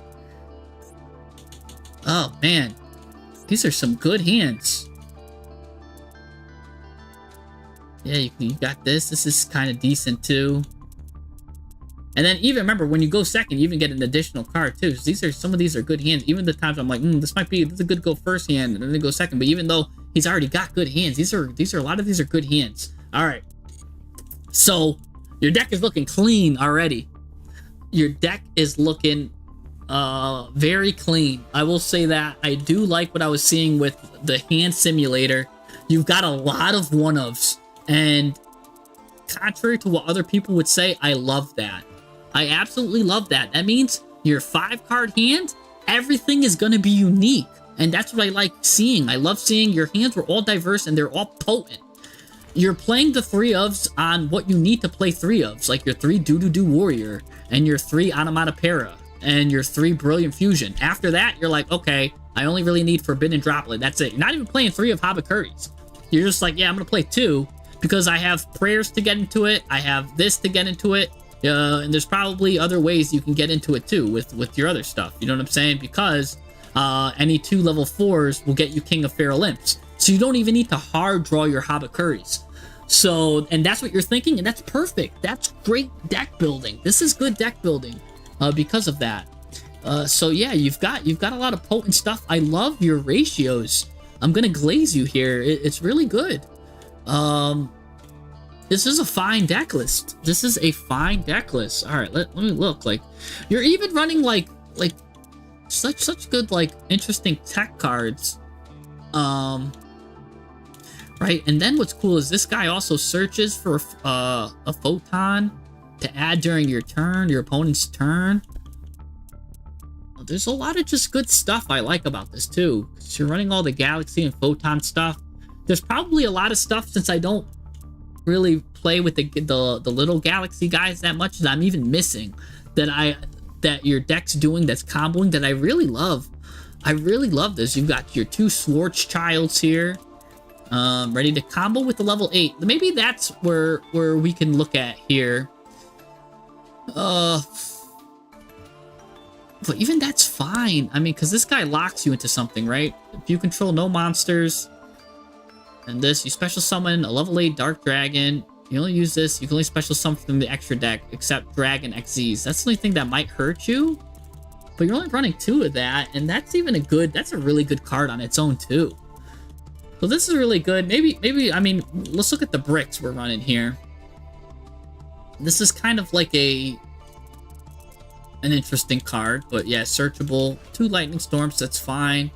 Your small world, I'm sure everything can bridge into everything because it's so unique. I'm not worried about your small world. I'm pretty sure, I'm going to trust that you did your small world package right. I've got, by the way, I've got the glorious small world, but yeah. And you're running 2 of them too, and I love it too. Like, it's so good. Your numbers and your ratios, I'm really impressed with.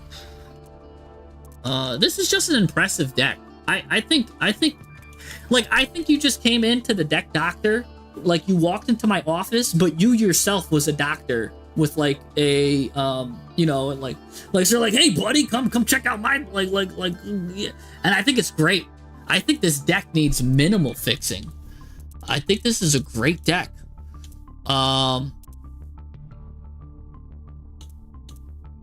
The difference between combo slop and all gas. So a bit of this is combo slop. I consider like do because they just combo forever. And basically combo slop is when it bores your opponent. All gas is when you do things to get advantage. Like if you're playing Diabellstar with Metal Foes Fusion is like gas, because you discard Metal Foes Fusion to summon Diabellstar, and now your Metal Foes Fusion can draw you a card. So now you're basically, your cards are replacing themselves. That's all like gas. But I mean, there is some overlap. I just don't like the do cards, because you go into do into go gadget into gaga go into whatever, and it's just a lot of reading. And like if you're trying to break boards, you got to pay attention to all of that stuff. And if you got a hand trap, you gotta worry about where's the best spot to hand trap. And these kind of decks is what I'm talking about. You can't hand trap this deck. You really can't. Well, you stop this, he's gonna do like 15 other things. Then he's gonna go into this. So like that's why I'm saying hand traps aren't that good. And he's modeling it perfectly by not playing hand traps, because it's a 2-card combo deck. Really likes to see all this stuff, and he's playing heavy impact board breakers instead. Lava Golem, Lightning Storm, Forbidden Droplet. I've been preaching this since like day 2023. I don't know. I think the game has been moving away from hand traps for a while now, and it's going into like everybody. If your deck can't play around in Ash Blossom and an Imperm, then it's not really a good deck. You know what I'm saying? Every deck can play around 2 disruptions, no problem. And yeah, you're gonna need to do a lot more, which is why hand traps aren't crazy. Yeah, this guy came in for Michael Phelps came in for a checkup. That's all this was. This is a great deck. I've got no comments here. Maybe the only thing I could say is you're running 2 Hope Harbingers. Like, wow, that's all I got to say, you know, like, really? Like, he's even running, you know, like, I could be like, oh, you know, I don't know, this is a great deck, man. Like, oh, instead of running 2 Hope Harbingers, run the Hope Harbinger thing that he turns into to break Draco Tail's board. Right, where is he? Hope Harbinger. Yeah, run this guy. Run Titanic Galaxy. Because what you do with this is you turn Hope Harbinger into this, and then if you're against a Draco Tail player, what happens is you target the 2 spell and traps, right? He can't activate them in response, and you just destroy it. So now you just turned your Hope Harbinger into a board breaker for Draco Tail with that. That's literally the only suggestion I could say to make this deck better. Because Hope Harbinger can evolve, or whatever you want to call it, into this. Into Titanic Galaxy. That's pretty much all I got to say for you. Yeah, he's got the Masters Planet. Yeah. So yeah, no, he's a good player, and that's what's good though. And I like, even though this is a good deck, and I love to look at it, because here's a good thing. We could see what he's doing right, and he could see what I'm gonna, like, glaze him on. And what he's doing right is kind of like how I want you guys to emulate your decks too. So you can do a lot with that, you know? So even though I'm like, yeah, like, everything looks good here, that's something then to replicate. You know what I'm saying? Like, he's running just enough board breakers. He's running them at 2, so he doesn't see dupes. Look at this. Look at this, right? Let's look. I wanna show you how little he's gonna get a duplicate card. Look at no dupe. Look at this. The map says he's not gonna dupe. No dupe. No dupe. No dupe. Right? Now, consider this. I always say, you know, there's the 7 playset rule. If you're running, say, 7 playsets, you're gonna dupe a third of the time. He's not duping here, right? No dupe. No dupe. No dupe. 1 dupe finally, and that's because of it's his 1/3 of, or it's one of his 3 ofs. No dupe. No dupe. No dupe. No dupe. Now, let's consider this, right? I was just getting a deck ready for the event. This is just a work in progress for, like, this Fusion Link Synchro event. I'm gonna run ninjas just because I like to do that for the event. But right now, this is my skeleton. I'm running way too many playsets, right? This is my deck list. I gotta figure out how to shave it. But I'm running 1, 2, 3, 4, 5, 6, 7, 8 playsets, really, right? Watch how much I dupe now. I'm gonna dupe at once every 3, right? Dupe, dupe, no dupe, dupe, no dupe, no dupe, no dupe, dupe. So you see how I'm duping? That means I'm making my 5-card hand a 4-card hand, which is not good. On top of that, this is only going first. Imagine going second, where you get an additional card. You know what I'm saying? You're adding, like, dupe chances like crazy. You know what I'm saying? So it's really, look at that, dupe. There's so many, like, dupey cards that I'm duping. That's why the 7 playset rule, which I've been heralding for a while, you do not want to run more than 7 playsets. Do not run more than 7 playsets. And this is a perfect reason why you should not run more than 7 playsets. He had unique hands in, like, almost everything. Like, and that's what I'm talking about. He's only running 3 ofs where he needs it. And he's running 4 playsets in a 60 card deck. He figured out what his money cards were and made it work. He's got 2 7th Tachyons in case he draws one and he still has one to search. He's just doing everything great. And he's even, look, he knows he could search this card. He knows it's searchable, so he doesn't even want to play it at 3. He's happy with playing that at 2 and that at 2. And that's why I'm blazing him so hard, because this is a good deck list. This is how you build to be a Masters player and a Master level deck list. That's the difference. Anyways, it's fine to have a playset, yes, Lawless, that's not once per turn. So a good example of that would be, right, if you're playing something like Preparation of Rites. This won't count to the 7 playset rule. It doesn't count because it's not hard once per turn. I can have 100 preparation of rights in my deck and they'll all activate. It doesn't even matter. You know what I'm saying? So yeah, cards that aren't hard once per turn will not count for the 7th playset rule. But if a majority, like 90% of the cards, especially any new card that comes out in 2026, is going to be hard once per turn. Pretty much they should just make a keyword for that at this point. All right, let's go on to the next one. That was a very good deck list. Thank you for that. Very, very good deck list. That was amazing. I was just glazing that guy. I feel like I just ate a donut. A glazed donut. That's how much. All right, BBGH is... oh, no. Before I get to BBGH, I had a couple of people that I had to get to from last time. Elegant, my Elegant Ego edits is here that I need to do. I need to do Elegant edits. And Elegant's edits is here, so I will do Elegant edits. Oh, and then code too. Code is also... I gotta get to code. Let me just do code first and then Elegant edits. Because I felt bad because I had them, I pulled them up, and then I kind of blue ballooned them because I I like pulled them up and then he didn't respond, so I took them away. All right, I'm looking at your top deck list, right? Code. Your Vanquish Soul K9. All right. Alright, so we're gonna look at your Vanquish Soul K9. Vanquish Soul K9 is probably the meta deck right now to beat. I think that's, if not the meta deck, it might be like Draco Tail or Yummy Mitsurugi, but it's a top deck. Ooh, you're playing Kurikara. I love that tech list already. Let me just say that.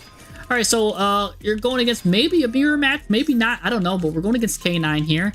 You've got your one brick here, unfortunate that you drew, but here you go. You got four cards in your hand. You're gonna have to take this, and you're going against go. I think it's he saw the other guy's deck list and wanted to go gadget or whatever. All right, we're gonna go into Ripper here.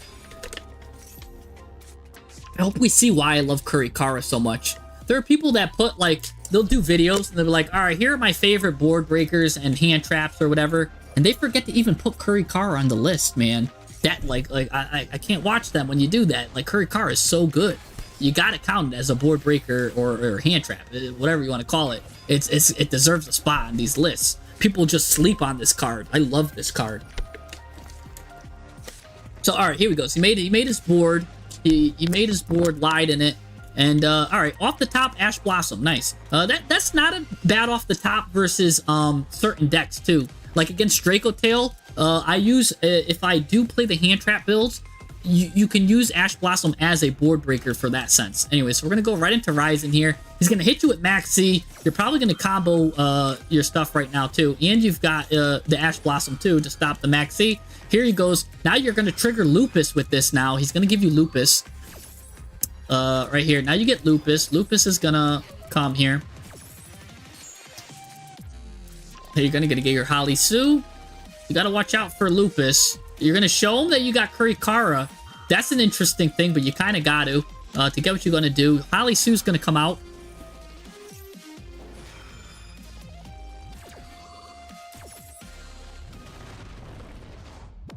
All right. Now what are we doing here? All right, so this is cool. Holly Sue is out. Holly Sue's got some really good effects, too. Hound. Alright, he's gonna activate this. You're showing him Kurikara too. So he's kind of afraid to go in. I think he was even afraid to go into... He should have went into Werewolf. Because then at least he could have probably looked at your opponent's hand and banished it. Especially since you're on Vanquish Soul and your hand is very important. I would have definitely looked at the card and banished the fire Kurikara. But I wonder why he didn't choose to do that. Oh, here he goes. Now he's gonna do that. Oh yeah, because he can only go to level 5. So he's going to go into that now. Now he's going to hit you. He's going to go into Werewolf. You're going to go into this. He's going to go into that. Bada bing, bada boom. Oh, he went to Jax? No. I think that's a mistake on his part. I think that's a mistake. Because I think he had to go into Werewolf here. He needed to go into Werewolf. You do an effect, and he needs to banish Kurikara. Because he's got Lupus here. Lupus has a basically makes it so you can't target this. Now I know this guy doesn't target, but I mean, I think he should have went into werewolf. Because now, like, you showed him Kurikara 20 times, and you're activating this? Oh. And then you've just got stuff to dodge it. I know you're going to dodge it. He's dodging it. You guys are actually getting into a deadly match here. Oh, shoot. I just pulled out my headset. Can't hear what's going on. But I just see you dodging. You're dodging like you're playing dodgeball. Alright. Zon Gaming, I don't only watch the YouTube stream. I see ya. I see ya. And I see ya. I hear ya. Like I said, I like to comment. I like to see what's going on. Anyways, I'm back in here. Let me just make sure my volume's working again, because my thing got... Alright, he gives up. Again, because he had Kurikara. Kurikara was going to seal the deal. I think he made a fatal mistake not going into werewolf and banishing the Kurikara. All right, let's see our opponent. Let's see our deck. Wait, this is our deck. Yeah. Let's see our deck. Let's copy. We're gonna have to go into some of the math here and the ratios. And a Vanquished Soul is a very deck building heavy deck because you need to get the right ratios of the right like elements. Now I don't play Vanquished Soul, but I know how they operate. So you're gonna see all my Vanquished Soul stuff empty. And I don't play the new minute cards when they come. So a lot of this stuff I used as fodder for my UR stuff, for my roguey stuff, but don't worry about all of that. All right, 2 stake your souls because you can only play 2. 2 case for canines. 2 of these. 2 raisins. All right, let's look at our...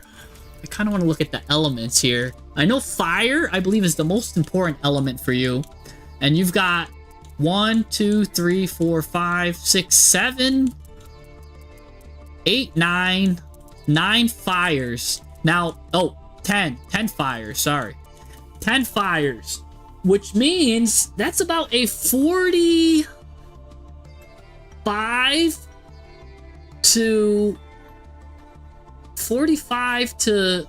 I think 55% chance you're gonna have one in your hand. Let me just test. I think every other hand you'll have a fire. That should be how it is mathematically. Yeah, fire. So next one, fire, fire, fire, fire, fire. Or no, we're actually hitting fire way more. I have to check my math then, because we're hitting fire like 100% of the time. Oh, no, yeah, we're way higher. What am I talking about? We're at like the 85 percentile here, because we've got 10. I was thinking of something else. I was thinking 2 card combos to have 2 fires. You just need, because I was thinking you normal summon 1 and you have 1. Yeah, you're in like the 90 percentile to guarantee yourself a fire when you have that many fires. Fire, fire, fire. Yeah, because I'm remembering my list now. Yeah, because if you're running a 14 card like starters, that's where you're like that high in the 90 percentile. You've got, again, 1, 2, 3, 4, 5, 6, 7, 8, 9, 10. Yeah, you're good with your fires. So you're always going to pretty much see a fire. And if you're going second, that even adds an additional card. Your Holly Sues are going to be at 33% chance to see in your hand, because that's just how it is, and she's very good. But it also means your Azunas are also 33% chance, and that's why this deck is so potent, because you have a 33% chance to see her, 33% chance to see her, 12.5% chance to see Maxi, 22% chance to see Fuwalos. And with those things are really good going second. That means you've got, you know, really good chance to see this, plus these. So you really see these high impact cards. And that's what makes Vanquished Soul K9 such a potent deck. Let me see. Let me see something else here. This is yeah. So the attribute math. I mean, I've done videos instead of what you could look at. Just look at the starter videos and just replace the word starter with attribute, and the math literally stays the same. So if you want to look at like, oh, a starter, like on like, how many starters should you run, or how many 2-card combos, things like that, look at those videos and just replace the word starter with attribute, and the math still works out. You know what I'm saying? But yeah, so yeah, you've got good stuff here. You're playing your 2 Rocks of the Vanquishers. You've got this. Your level 5s that you're running is Nash Knight, Jax, Valen. You've got a lot of good stuff. Nash Knight. Yeah, your packages are nice. You've got Arsenal. You're even running Typhon, which I love, because a lot of people don't know this, but I'm going to tell you guys something. If you guys just have Lupus, right, and you don't have Azuna, you could still do Lupus on your opponent's turn and XZ summon into a Typhon, which is really interesting if he goes into an extra deck monster and did a lot of extra deck stuff, and then has an extra deck monster that he needs to do an effect on the field. You can still kind of interrupt your opponent with that line. So Lupus in some ways can even become interruption on his own in very rare situations. That's something a lot of people don't know about, but clearly you do. Typhon's my boy, so I know all the little hidden tricks with Typhon. 2 little knights here. You've got your 2 rippers. This extra deck looks textbook. I love it. Your 1 force release, your 1 snow devil. You're keeping your... What I like is you're keeping your stuff to a minimum here. The number of spells to minimum. And you're keeping your monsters to a maximum. And this is, ladies and gentlemen, we saw how before a deck that doesn't want to play hand traps. This is a deck that wants to play hand traps because it's using the elements of the hand traps too. So not only are these monsters doubling as hand traps, but they're also doubling as the elements that you want to show. So a lot of times where I'm like, yeah, I don't like playing hand traps, but this is a deck where you have to play hand traps, right? You know what I'm saying? Like yeah. The only hand trap I think you're missing here is Ghost Bell, which I know a lot of people like to run in Vanquish Soul. I completely misspelled Bell there. Bell's your another Earth, your strong Earth, and you did lose, like, I know Maxi was like Earth, but how many Earths do you got, and do we even need Earth? I forget. So, I believe Borger likes Earth the most, right? Is it Burger? This guy gets a board breaker effect with Earth. Where's Borger? Oh, Dark, it draws a card. No, you don't even need Earth, because that inflicts the damage. Okay. Earth and Dark, that gives you the take control effect. Okay. Earth makes them unaffected there. Okay, yeah, so Earth gets a little bit of bonuses. Because I don't really see much Earth. I see 1, 2, 3, 4, 5, 6, 7, 8. Yeah, never mind. You do got quite a bit of Earth. Yeah, because I forgot Holly Sue is Earth. So, okay. That's good there, too. You got 8 Earth. This is good. This is good. I think maybe even just your wind is holding you up. Maybe even just... but if you go second, you just have a really good hand. So I was gonna say, you could get 1 Bell in this situation instead of no, I like your math. I'm pretty sure your stuff is good here. A lot of people are thinking Shifter, so Shifter is interesting of a play. That's your dark card. Shifter is something, and I will tell you that you do, since you're playing all XZs. Shifter is really good. I've seen Shifter backfire like 1 out of every 4 times. Because sometimes it's like a mirror match. You don't have the stuff to dodge, and they pop your stuff, and then it gets banished, or like it's weird stuff that I've seen Shifter backfire. But more than often than not, Shifter could be a good card to play. I'm not going to sugarcoat it. Shifter is a good card. I think more often than not. Yeah, I can see you playing Shifter, but what card would you get rid of? We need reinforcement because our main stuff is Ryzeal here.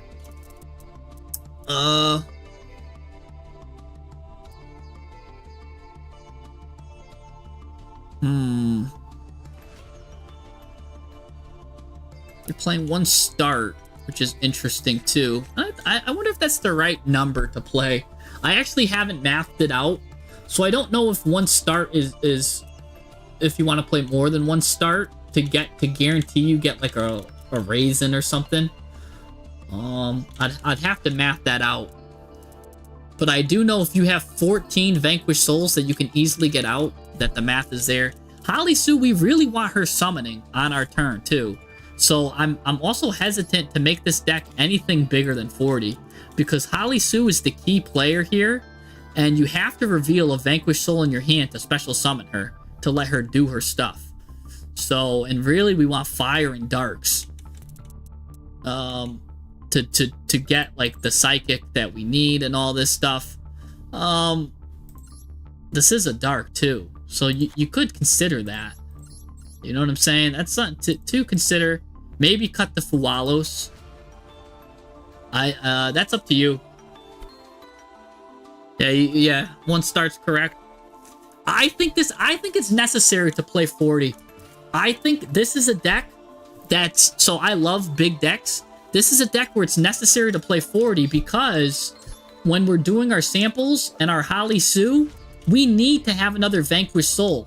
If we keep adding cards, they're not going to be Vanquished Souls because we got all the good Vanquished Souls. The only other Vanquished Souls that are missing is like the Puddle of Liquid and like the Jaguar Lady, but they're not that great. You know what I'm saying? So let's look at another one. Like, let's look when we get Holly Sue. See, we need one Vanquished Soul in the hand at all times when we got a Holly Sue. Let's keep going. 1 out of every 3 times. Look, here's a Holly Sue that's dead in the hand. You know what I'm saying? Like, ugh. Because how many other Vanquished Souls do we have? 1, 2, 3. I guess they count for each other. 4, 5, 6, 7, 8, 9, 10. Only 12 other Vanquished Souls. So the math says for a 2-card combo, you really want 14 to just be above, like, to have a good amount of seeing it, right? Like, to be like 70 something percent, like 75%. I think you need 14. So here he hits. So he's going to be hitting it 1 out of every 4 times with this Holly Sue, right? Let's find a Holly Sue. And look, this one he doesn't hit. Here's a Holly Sue, and here it hits. Well, it hit over there. Here, Holly Sue hits. Holly Sue's going to be hitting about 3 out of every 4 times. I might even be inclined to add more Vanquished Souls then. What Vanquished Soul you add, that's probably for you to determine yourself. Maybe it might be another Caesar. Maybe it might be one Patura. But other than that, it's probably like maybe that. Like you're already playing 3 Mad Loves. I don't know. The liquid sucks. This isn't a good card at all. It's just a puddle. What does he do? During your opponent's turn, if you control no monsters, you special summon them. Then he gets defense, and then he gets attack. That's it. That's all he's doing, and he's level 6. The puddle, get the puddle out of here. It's a puddle of garbage. I don't even know why. Pluton HG. Get him out of here. Yeah, so probably maybe play one of these. Patera's okay. It could be a normal summon, and then you could do like start with it. But and it does have like a board breaker effect. But that's about it.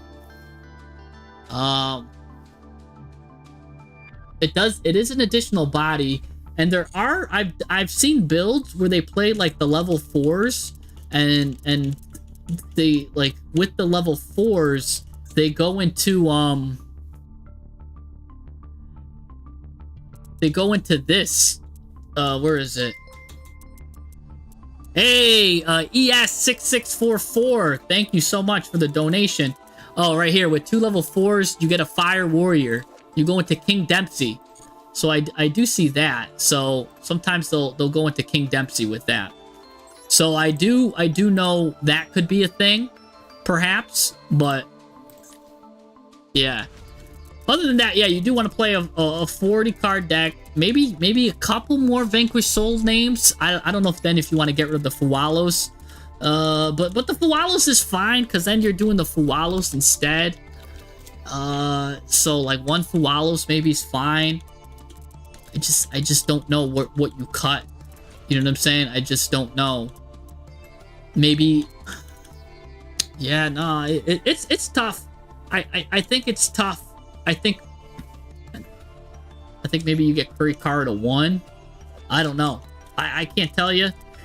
That's gonna be something that I would math out on my own time, because that's gonna take a lot of time to just get that out. But know that I would probably want 14 Vanquish Soul names. But you're doing really good here. I think your math is mathing. Maybe give yourself 1 DD Crow. I don't know where to cut you here. Maybe get 1 case for K9. Because again, you want to see monsters anyways. You want to see those elements. So maybe just 1 case for K9. You know? And something like that.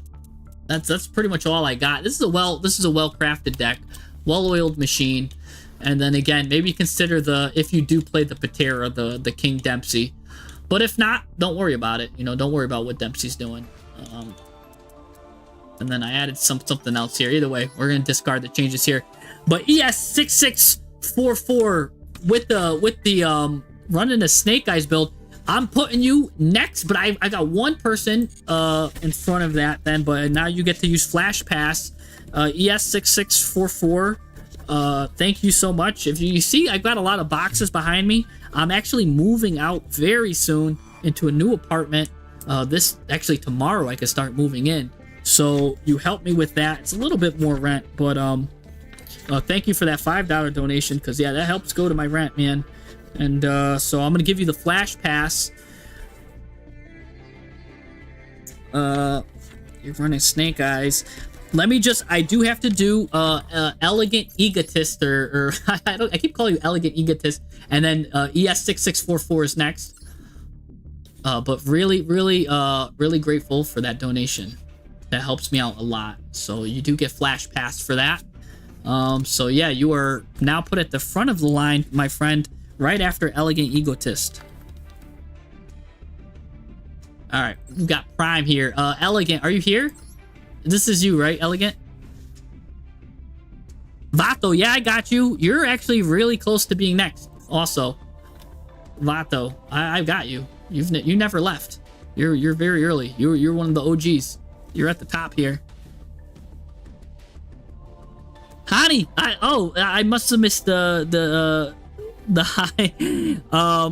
Yes, subbing on Twitch does get you there, and you did sub for a month, so I'm gonna actually add sorry, I was so into the thing, I forgot to give the shout out to Hani. Hani is here from Twitch and also gets the Flash Pass.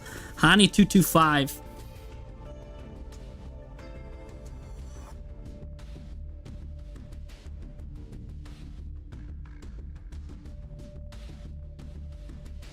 I just don't have you didn't put your code. Oh, you did put your code in. You put the doctor list. 46. All right. All right, so we got 2 people. All right. Yeah, super chats do give you the Flash Pass. All right, so we're looking at Elegant. What is your replay? What number is your replay, Elegant? So it's going Elegant, ESS, and then Hani.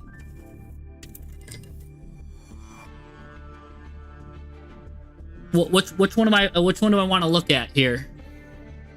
Is it the first one? Going into the first one. Unless he's tell me otherwise.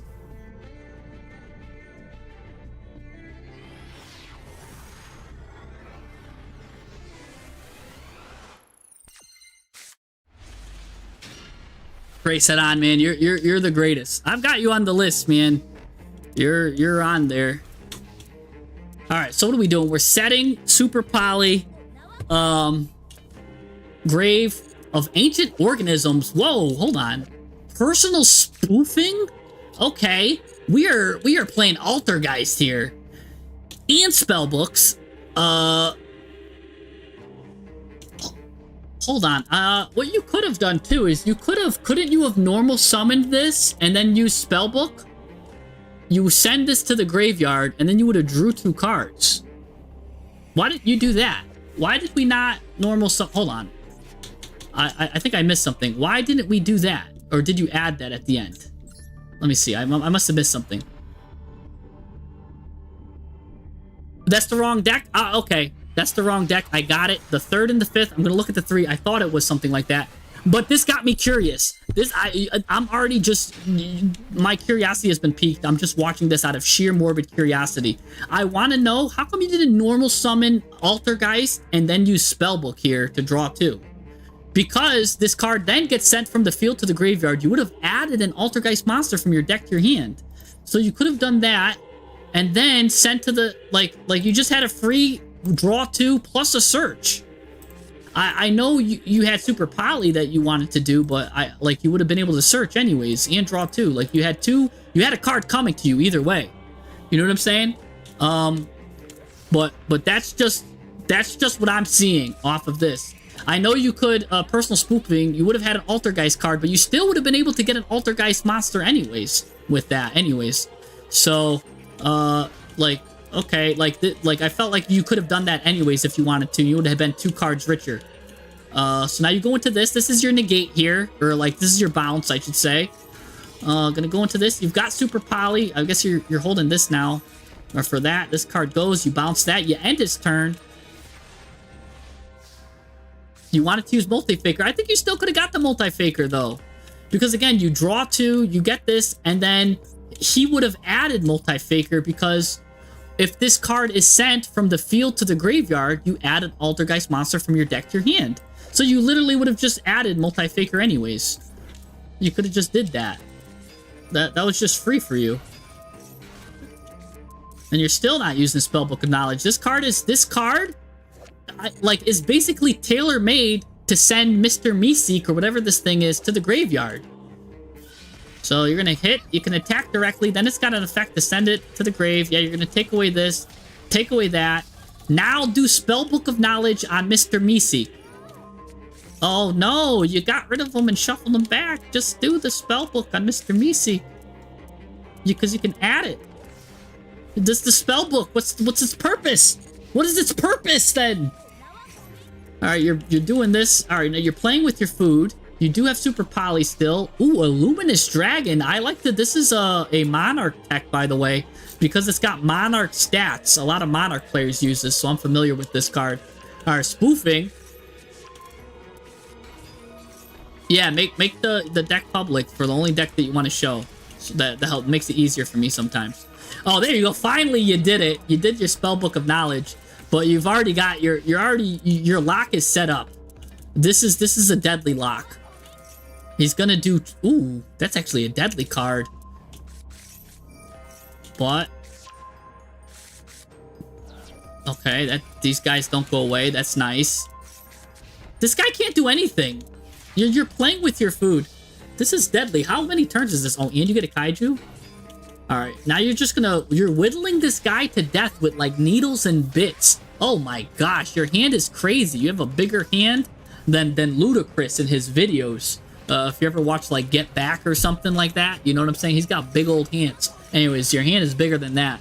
So yeah, you're just gonna now attack this guy directly. I don't see how this guy can win. You have him in a lock. What did this guy just use? Share the pain? Okay. We're seeing some crazy techs here, but I believe you just win.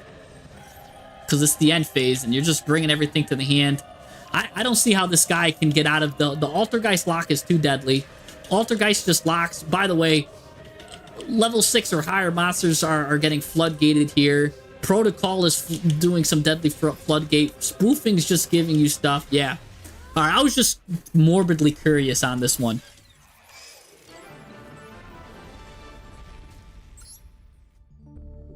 Alright, yeah, death by 1,000. Alright, let's take a look at the real... This is the real list here. Richard Throbbin is here. Wants to know when YouTube does. Polo, I've just got a couple of people. I've got people before you, so I can't. I mean, I've got the line. You know, because then everyone's gonna go to sleep if I do them. All right, we're running Materiactor here, which I love. I love this Materiactor.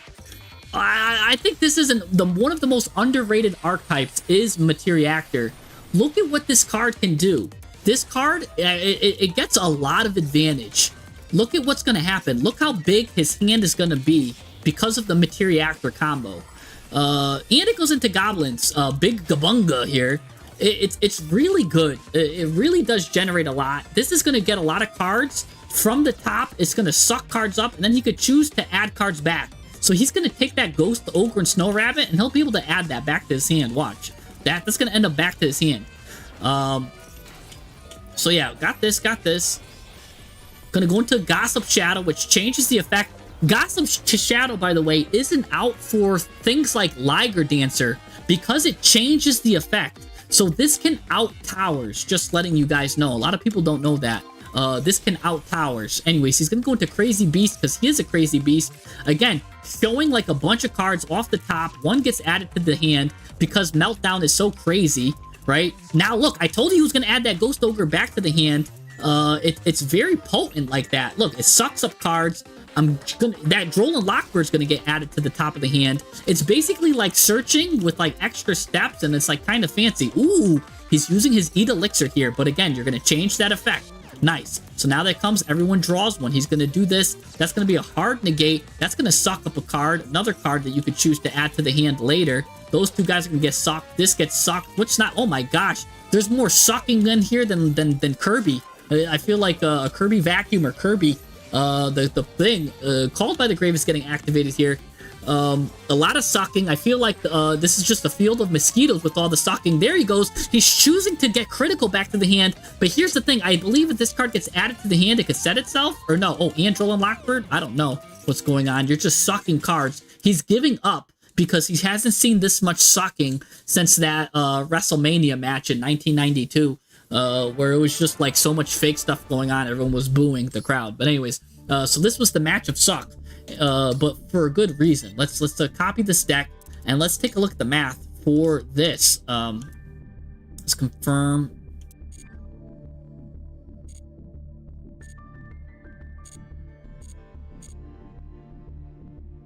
Yeah, no, there's a lot of sucking going on there. I love decks that suck like that suck stuff up.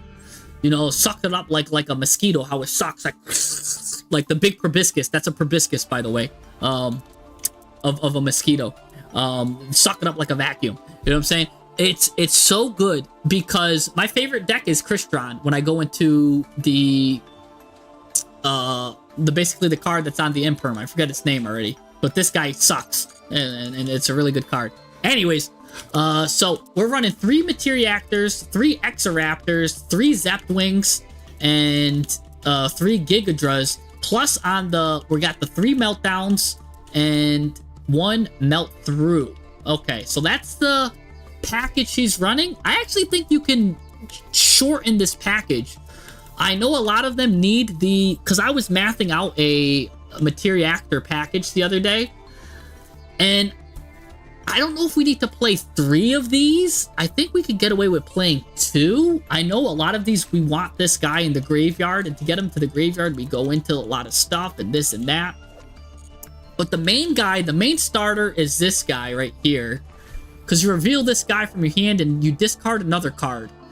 Add a level 3 normal monster to your deck. So you add this guy to your deck, right? And discard a card. And funny enough, you don't mind if you discard this card either. That's actually a double benefit, but so I can see why you like to play it at 3. But you discard this guy, then you special summon this in defense position. This quick effect doesn't matter. All you know is that this guy is a circular, pretty much. He just special summons himself for free. You reveal this and you discard another card, add a card to your hand. Except the discarded card. But yeah, if you discard that, that's no problem. You can get whatever level 3 you want. So you get a lot of good stuff there. Zepwing, you're pretty much going to get this guy. This guy's effect lets you, when he's attached to something, you get to draw the card when you target this. That's his pendulum effect. It's just so much free stuff. And then these cards will detach it, putting him to the graveyard. It's just a really interesting combo. The thing that's interesting the most is, well, you know what? I mapped it out for a 40 card deck, not a 60 card deck. I should say that. You excavate the top 6 cards when you do a Meltdown, and if one of them's a Materiactor, you get to add it to your hand. So what that's saying is, right, we're going to draw sample stuff. We're going to keep going until we hit a Meltdown, right? Here we go. And then you look at the top 6. 1, 2, 3, 4, 5, 6. And you get to take one of your Materiactor cards, add it to your hand. So you get to add Zeppelin for free. Such a good card to look at the top 6, and then you add one. And then, by the way, it does have another bonus effect. You can add a card attached to the rank 3 to the hand. So, like, sometimes you want to do this even after. So this could be a starter or extender or everything. It just does it all. And, oh, and it sits at the continuous. So when the Xyz monster activates its effect, take the top card of your deck to your Materiactor monster. So it's like, it just works with itself so good.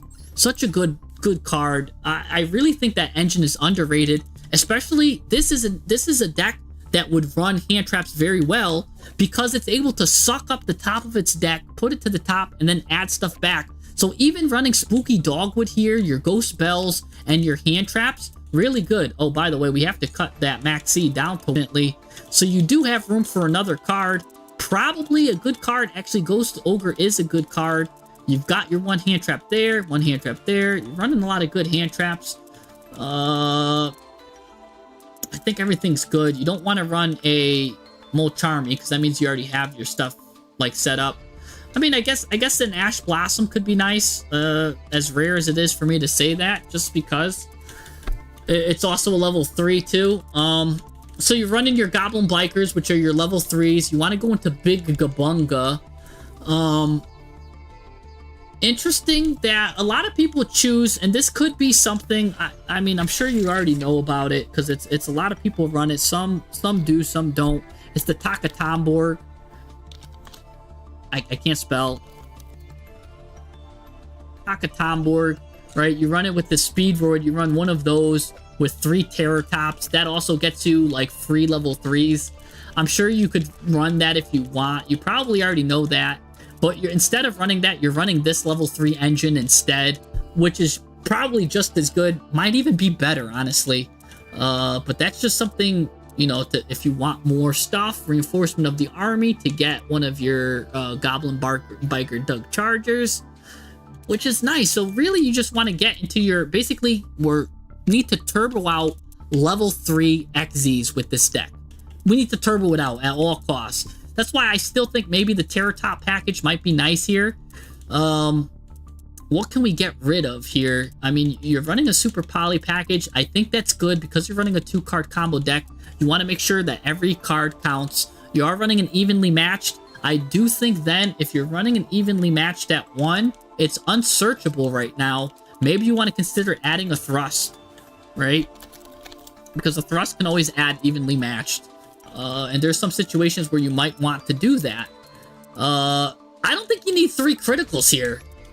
Let me see. I know. Let me just look at it again, just to make sure. When a spell or trap is cards at or monster effect is activated, so basically Omni Negate, add one of your materials from a Materiactor XZ to the hand and negate the activation. So again, it's an Omni Negate if you have the XZs out. Then apply the following effect. Monster you place, it's got a bonus effect. You can set the added card, whatever the added card is, which is pretty good. So I think you only need to run that at 2.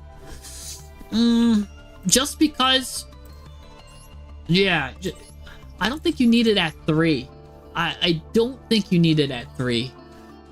I think running it at 2 is fine because you don't really want to see it at your hand. This is like you want to get it later. You want to get it from like other stuff. And then, I mean, because if it's in your hand, that gives you a 4-card hand going first. And you're a 2-card combo deck and you really want those 4 cards. Then you want 2 of them to be your starters and whatnot. So if your opponent hand traps you, you kind of don't want to see it. Granted, it is nice because it's more to see with your meltdowns and stuff like that, but there's a lot of ways to get it. I forget the other ways to get it, but I'm pretty sure I would test out 2 and yeah, do it that way. Materiactor with Exodia is fun. Yeah, that's kind of crazy. I think that's just too long of a game. I don't think you want to be running the 5 Exodia bricks, but I will admit that does sound very fun. Yeah, you're running 2 breakouts here, which is fine because you got the Goblin cards. 2 goblin entrances. Here's the 3 bashes. You get an additional normal goblin. You're running 1, 2, 3, 4, 5, 6, 7, 8, 9, 10 goblins. You kind of don't even need it for the normal goblin, but it just helps. Really helps your level 3. This deck looks fine. I'll admit I'm not the best when it comes to the goblins and level 3 turbos, but again, I saw you have the right cards in your extra deck here. The one card you might want to consider is Cicada. This is a premier level 3 or rank 3 XZ's card as well, since you're running so many of these. Look at this. When a monster activates an effect, detach a material, then target that monster, negate its effects. So boom, negate its effects. And the effects that gets negated, it's not even just for the turn. It's permanent negate effect. So that's pretty good there. Then you can make an insect monster on the field gain or change its position. So that's pretty cool. Also, if the battle position of this card is changed, you can special summon an insect monster from your hand or graveyard in defense position. You only got 1 insect and it's an extra body, but like that, it comes up rarely. But it's just something to think about, because I believe these are all dragons. Not a single one of them is an insect. You got a warrior there. In Kamucha Knight, there is some level 3 insect packages that has to do with like the beetle, but I don't think you need to run that. Beetle. Right, where is it? No, I spelled his name wrong. Buggy. It's Buggy. I believe that's the level 3 package, but that locks you into insects. So only when he's on the field, though. It only locks you into insects, but when he's out, you get to special summon another one. So with 2 of those, they can special each other, and but yeah, it lets you go into that. So that's just something to consider. Probably not, actually, now that I think about it, because we really just want to go into Big Gabunga. Big Gabunga is the real deal. I was just thinking of some of my insect decks that I ran that was level 3 packages. This is good. I like this. I think everything is good here. I like how you're adding your hand traps to the hand. You're able to excavate, put one on, and suck your hand trap that you need. Really good stuff. You're running this at 1, which can get you into a nice long control game, which is what you're aiming to do here. I think you want to get into a nice long control game. That's what the Materiactor cards do. There is some ways I do see you can go into, like, level up your goblin bikers into, like, I forget, you could like rank up into like the torpedo cards and all that, but I also don't think you need to do that, because you're just running Zeus anyways, which is just the quick rank up at the end of the day, because like there's some weird stuff that people can do. Let me see Vespinato. I think Vespinato can, nah, Vespinato's not even a good one. Oh, give me 1 second. Oh, never mind. So yeah, good stuff there. I think it's a good deck. I think this is solid. There's not really much I could do with this one. All right. Let me see. So yeah, let's go on to the next one.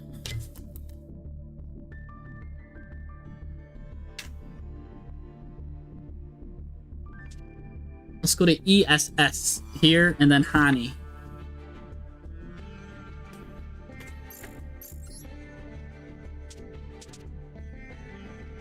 We got ESS and Hani here.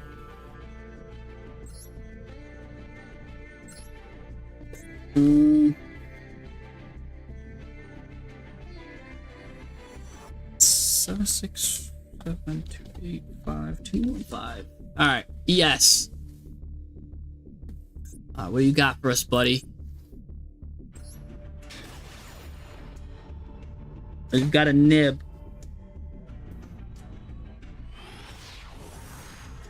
That's what I like to see. Yeah, we got a pretty long 9. Let's see. So we've got Hand Trap Turbo with nice. I like that you're just immediately doing that before the main phase, because yeah, why not? So that gets you quite a bit of draws. By the way, this is a really potent card, especially against Vanquish Soul K9. So if you're gonna run one, in some cases this is better than even Fuwalos, I think. Probably for this meta. Anyways, you're gonna stop that. He's just going to do mirror anyways. Going to get that. You're going to get to draw your 1 here. Going to go right into Oak. I love Snake Eye right now. I don't know how many Oaks you're playing, but I hope it's at least 2. Because I think 2 is probably the right number. But I can see you playing anywhere from 1 to 3 Oaks. That's how good it is, depending on what you're doing. Oh, look. As I'm talking about you playing Oaks, you drew your 2nd Oak, which is kind of funny. So, good thing there. Because also, it works well with Feedsmith, because Feedsmith can set cards. They can put the cards out on the field. Really good stuff there. So, Feedsmith works well with the Snake Eyes package. This guy went into a little bit of this and then a little bit of that. He wanted to stop summoning for whatever reason, but all right, we're going to see what's going on here. He's going to make you discard a card. You got the extra Oak, so you could just use it. You also got a Bonfire. You're playing the Curry card because normally you add Snake Eye Ash to get this, but now you can Blar. Juan, welcome to the Dazzling Donor. Thank you for the membership, buddy. It's going to make some epic music here. Thank you for becoming a member. Juan Muniz is going. You are playing 3. Let's go. That's the good number to run. Juan's giving us the great music here. As we watch ourselves break the board, Wherefore Art Thou is going to be a great card to use here. Oh my gosh, Curry card distributed everything. That's just insane that you did that. He's going to get this. He's going to bring this guy back out. But he should be able to bring this guy out now and board wipe you, though. Going to go into that. Oh, actually going to go into Dynamundo. That's going to shuffle Kurikara back into the deck. But it shouldn't matter because you've got full combo here and you're still just playing with your food before you even normal summon. This is just deadly. Like, I don't know what to say. You're just playing with your food because now you get your Poplar stuff. Absolutely incredible. Absolutely, like, yep. See, that's what I'm talking about. Where you get stuff on the side, you can just get rid of this, get rid of that. I mean, I don't see how your opponent wins from here because now you're gonna. Oh, he saved that destruction effect. I thought he already used it. That's kind of deadly, but you do have Divine Temple, so here you could probably get the big level 8 spellcaster. Oh no, you're just putting this guy? Oh, but you're gonna go into Doom Dragon right here, and that's still gonna trigger that off. Yes, of course. So Snake Eyes, Diabellstar is gonna go into Doom Dragon. You're gonna push these guys in the back row. That's what I'm talking about. And you're pushing the right one in the back row. Now you're just gonna start pushing your opponent's stuff in the back row. And I'm sure this is where you win, like, the duel, because he won't have the stuff to fight this. So now you're gonna get this. Oh, you're taking your guy here too. Oh, I thought I would have left it. Oh, you got a second Kurikara? You can Kurikara twice? Oh, you're playing that, buddy? Oh my gosh, what am I talking about? What do I know? I thought you were going to win by pushing everything to the back row, but no, you end up double Kurikaraing and, yeah, winning the game that way. Excellent duel. I think Snake Eyes is such a good deck for breaking boards like that. Such a good deck. Let's look at the deck. Let's copy this. Oh, I got to make room for it. Gotta make room. Yes. Let me just make some room. I gotta...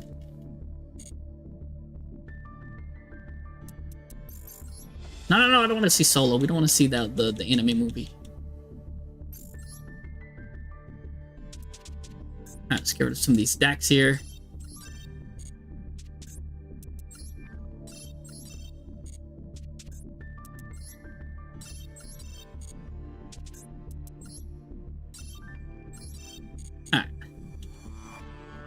Alright.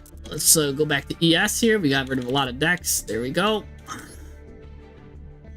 Take a look at the deck here. Copy it. Boppy it. Kurikara is such a deadly card. Yes, I mean, I only run one Kurikara. So what's funny is I don't even read that it's more. Yeah, it's not once per turn. Look at that. Must be special summoned by attributing all of this. Yeah, you could keep doing this. You could Kurikara more than once. And that's cool because, look, Oak can grab a card, add it to the hand. So Oak recycles it. Snake Eye Ash can get it. Oh my gosh. And there you go. Yeah, you're running 3 Oaks. And I love to see it because I'm playing a Snake Eye deck. And I'm running, look at my Dark Magician Snake Eye Horus deck. I'm running 3 Oaks, right? I think 3 Oak is the perfect number to run. Because again, you're putting stuff in the back row with Fiendsmith Engraver. You're putting stuff, there's so much stuff you could do. Oh, and you're running the Gaze of Timaeus package. Look at that. I'm running the Gaze of Timaeus package, baby. So this is you're already giving me a good flavor that I love here. Yeah, this is nice. All right. So you're running a 40 card list here. You really like Effect Veiler as your hand trap of choice, which is interesting. And again, I think the Perez is better than Fualos in this format. Kind of funny to say, but I think it's true. But yeah, so yeah, this is good. This is good. All of this is good. Maybe your Effect Veilers can change. I think. I mean, are you using because it's a level 1, so you can go into like Linkaribo or something? But only then I could see if you're playing like Yummy or something. I think you could change this. I mean, you're running a lot of level 1s, probably for your Wherefore Art Thou's, maybe. So that could be good there. But instead of Wherefore Art Thou's, right? Because you have to control a level 1 to add a level 1. If you want to run zany level 1 packages, think about this. What about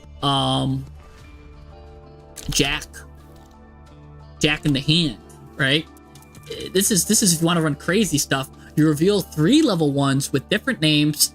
Your opponent gets one, and then you get to get the leftovers. So what you could do here is you reveal an Oak. You could reveal. How would I do this if I did this? Because you don't want to give them an Effect Veiler. There's a way that we could do this and set this up nice, so that it's a win-win.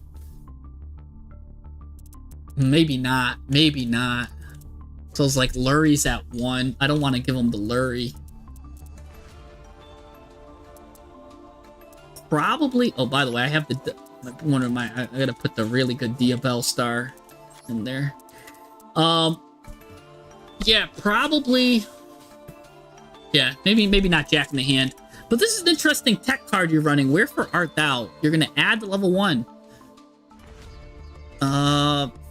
Which is good, because yeah, there is a lot of level 1s here. So how many are you running? 1, 2, 3, 4, 5, 6, 7, 8, 9. I guess you could come out. So 10, 11, 12. The math says you're good there. You're running 12 to 14, so your math is like perfect. You're right on the line of where you want to be. You might even want more level 1s if you're doing that. Then Wherefore Art Thou does become mathematically a good tech card for you there. So that is pretty good. Why not run a second track then? Because that also gets you level 1s on the field. I don't see why we don't run a second track. If anything, the second track, maybe one engrave. No, keep the engraver at 2. But yeah, run a second track then, because that's really important. Because you go into Fiendsmith, you get Lurie on the field. You don't have to take, like, that automatically turns this on too. And these are technically considered more level 1s, right? Yeah, so then your Effect Veilers do come into effect. No pun intended. But yeah, so Effect Veiler comes into effect. And then maybe cut an Ash Blossom. It is a fire, and you are running Salamangreat Sunlight Wolf, so I do like Ash Blossoms in decks that run Sunlight Wolf. So that works good too, actually. I don't know where to cut your card then, because I do think you should at least run 2 tracks. But what do we cut? Oh, Nib. Nib is the ultimate cutter. What am I talking about? Nib is. I've been talking this whole stream how much I don't like Nib. Everyone can play around Nib. Just cut Nib. There you go. This deck just got 100 times better with that cut. All right, yeah. One more track, one less Nib. That looks really good. This looks like a really good list now. Let me look at your extra deck. You're running 1 Dragoon. You're going into Dragoon with this. You're running lots of stuff here. You got your Fancy Ball even. You might need to run another Link for Fire, because I've had it where I've gotten locked into Link Fires before. And so the next card I usually run is either Ambler Whale or Salamangreat. So either this guy, either Raging Phoenix or Ambler Whale. pick one of these two, which one you like more. I think personally Salamangreat Raging Phoenix is better, because there's times where you're gonna need a second fire, basically. Especially if Princess brings herself back. You're gonna need a second fire card. So I'd go with the Salamander card here. I'd go with this one. But what card do you get rid of is the question. It might even have to be a Boa Q, because since you have the Desiree package, I don't see you going into, right, you're not running a Gum Day, so I could see you probably that's the card to cut. So if you had a Gum Day, then I would consider keeping a Boa Q, but it looks like you're going into Desiree instead. So I would probably go with that. Yeah. I know you could negate Promethean with Desiree, and then that's how like people were going to Apple and the old things. But sometimes you can't get to Desiree, right? Because Desiree is that's the win more situation. That's like the end goal. And I know turn one, that's fine, but like also it's just I don't know how to say it. It's just good to have that second one, because she comes back, right? Then you go into Sunlight Wolf, and it's just in case the game goes into a really prolonged stuff. And Sunlight Raging Phoenix is just a really good card too, because if a card is destroyed while this card's in the graveyard, you just get to bring it back, and it just works in conjunction with Promethean Princess so good. And Ambler Whale though works really good in conjunction with Link 3 or Lower's monster, with the new SP Fancy Ball right here, or WP Fancy Ball. This is really good. If this guy's destroyed, you could destroy it with the you just destroy it with Promethean, and then if this destroyed, guess what? Now you could bring back your Fancy Ball, which is disgusting too. So that's something to consider, that this guy works with the new Fancy Ball again. So maybe Ambler Whale's the better card now. That's something I need to personally test myself. I just because this card is so potent. It's like a delicious poison. That's how potent it is. So maybe something like that. But everything else here looks absolutely great. I see everything you're doing. I love it. I love what's going on here. I think your ratios are good. Dia Bellstar, of course, can go right into this. Here's something else you can do, which is unique. If you have... This is a weird thing. But you could go into Verte Anaconda, not for any fusion stuff, but because this is your only spellcaster, what you could do is you can go into Verte, because you flood the field. You change Snake Eye Dia Bellstar from a fire to a dark, and what happens is that allows you to go into Dark Magician of Destruction too. That's something funny that I do sometimes with that. That's something to think about, because he could change your guys to dark. That will let you also, if you want to put in the Super Poly package, you could do that, but your extra deck is so tight, you probably don't want that. Something to think about, but it looks like you're so full to the brim you can't even do that. Other than that, yeah, no, this is a really good deck list. I could see since Dia Bellstar is kind of like your only card here, I could also see maybe you playing Dramatic Chase at 1, because that can also put a Dia Bellstar on the field, or it can put this on the field, and it works really good. I've had that happen sometimes really well.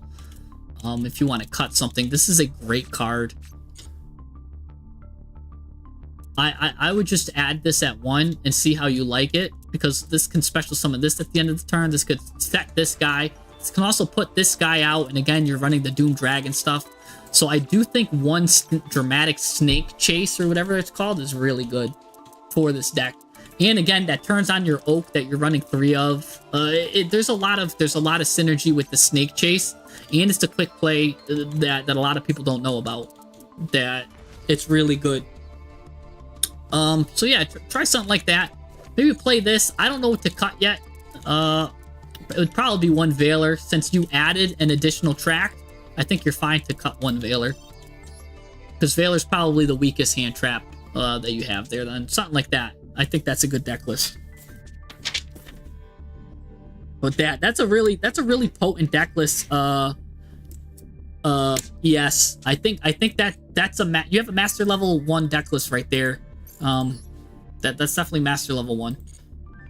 You can get into. All right. Next we have Hani from Twitch. Hani, you're still here, right? And then we got Juan, who became a member.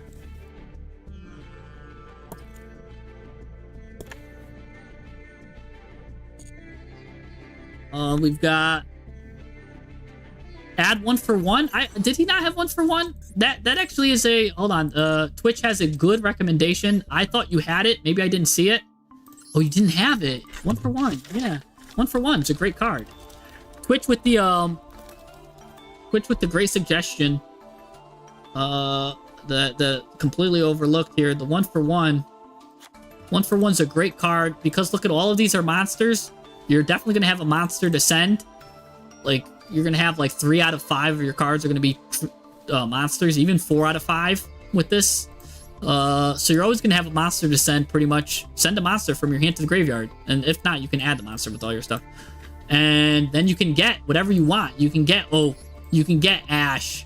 Well, it's just really Oak and Ash, really. Oh, you can get Oak, you can get Ash, you can get Poplar, or even Lurie. Huh? Yeah, that's another good card. Don't forget about it. That's a great one. Lets you send a card to the graveyard because sometimes you do want to send an extra Oak, or you might want to send Flamberge to set off the effects. So that is a good suggestion. Anyways, let's go to Hani. Hani from Twitch.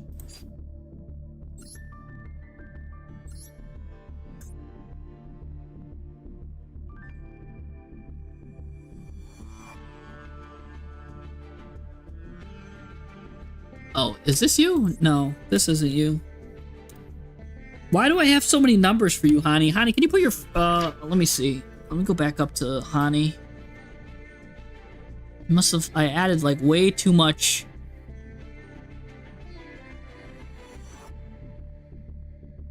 I added way too much numbers for you. I have to find where your number... Oh, there you go. I found you, Hani. All right. 356 350 oh 346. Gosh, here we go. Here's Hani. Here we go. I already had you as my friend on my list. All right, we can go to ranked here.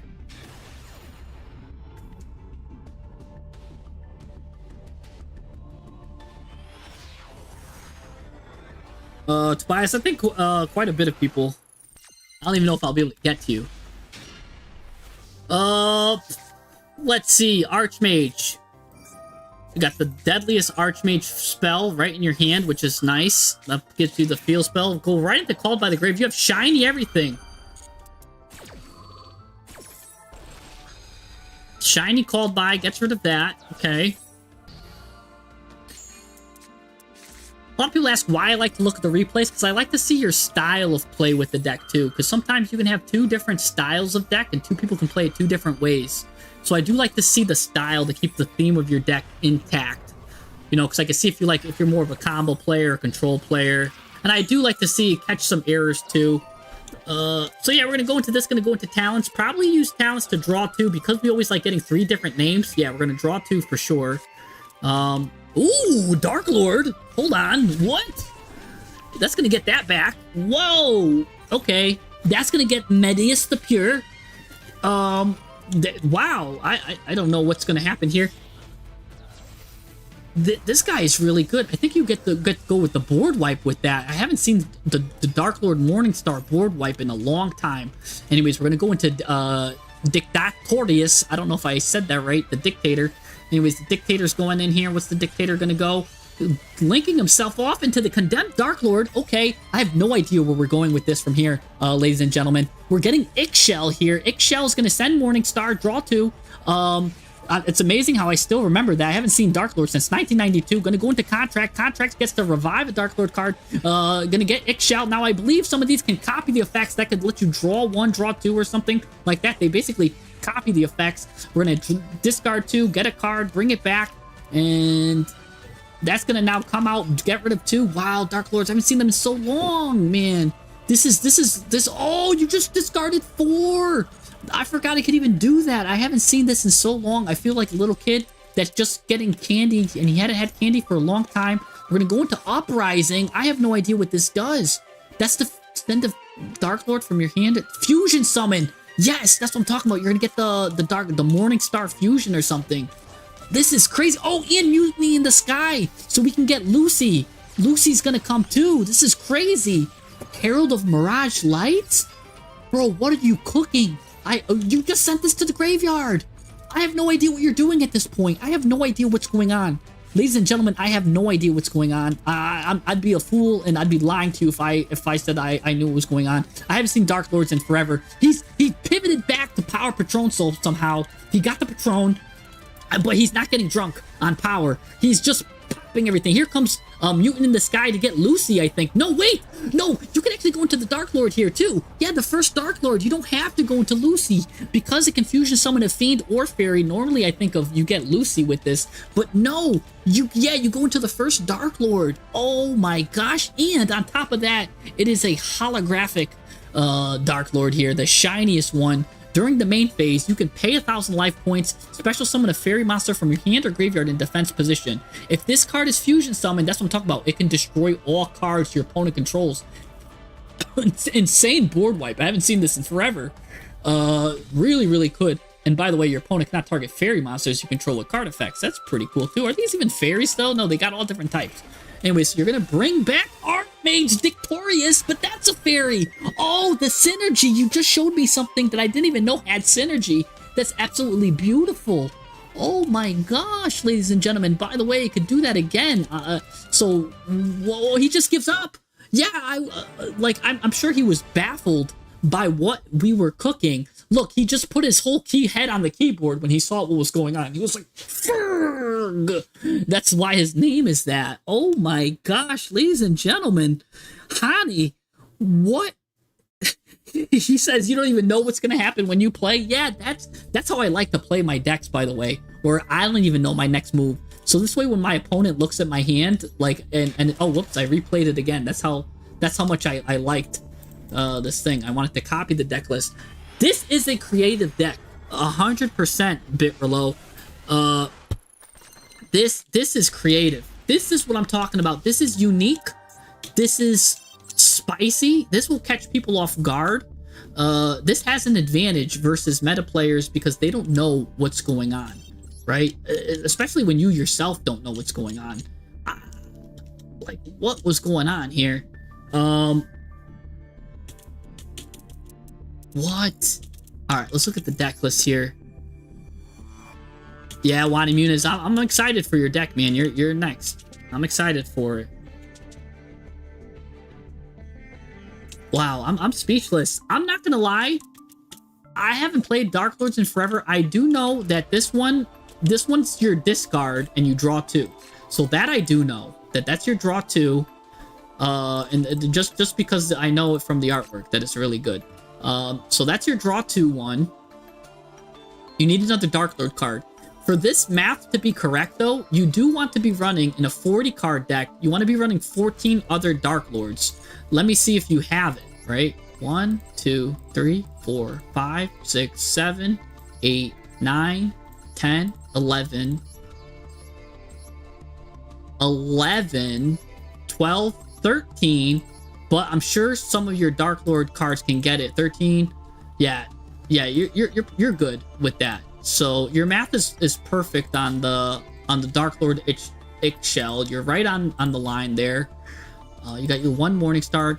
Now Nastin is probably never going to resolve because unless, well, no, he probably will resolve because you could just go into this Condemned.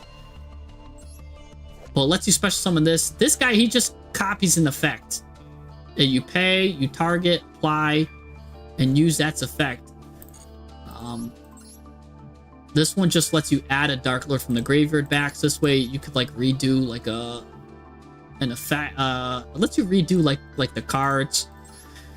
I haven't done Dark Lord in a while, but what was going on was crazy. You pitched this, you had this, but you probably pitched it because you had Mutiny in the Sky. You've got Aerial Eater, and you've got the first Dark Lord. Oh, you're not even run Lucy, by the way. This was the card I was talking about. was loose or Lucy. I don't know what it's called. But that's the 3 fiend or fairy monsters in your graveyard. It's not that great when it considers you got all the Dark Lord cards. But just so everybody know what card I thought he was going to go into. I thought he was going to go into this. 3 fiend or fairies from the graveyard. It does have a protection effect for the left and rightmost zones. And you target a card your opponent controls. You send a fairy from the deck to the graveyard. And then if you do destroy that. So I thought maybe he was going to start sending some like fairy or something. I thought he was going to send Buo or I don't know what he was going to do. But really interesting stuff there, that he's not doing that. So that's really strong, really powerful.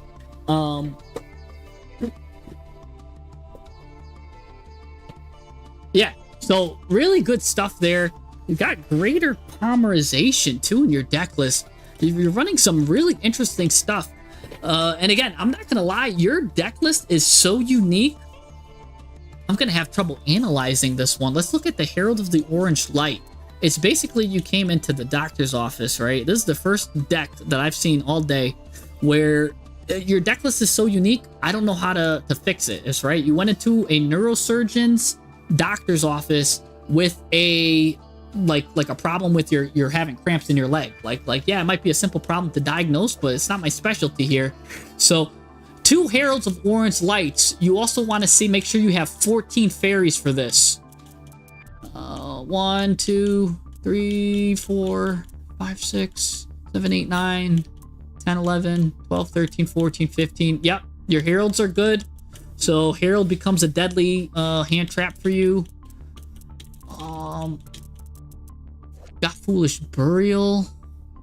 What's the card that you want to bury here? Is it probably Buo? Because I know if this card's sent to the graveyard, you get Mutiny in the Sky. You can also Burial Engraver, which isn't bad.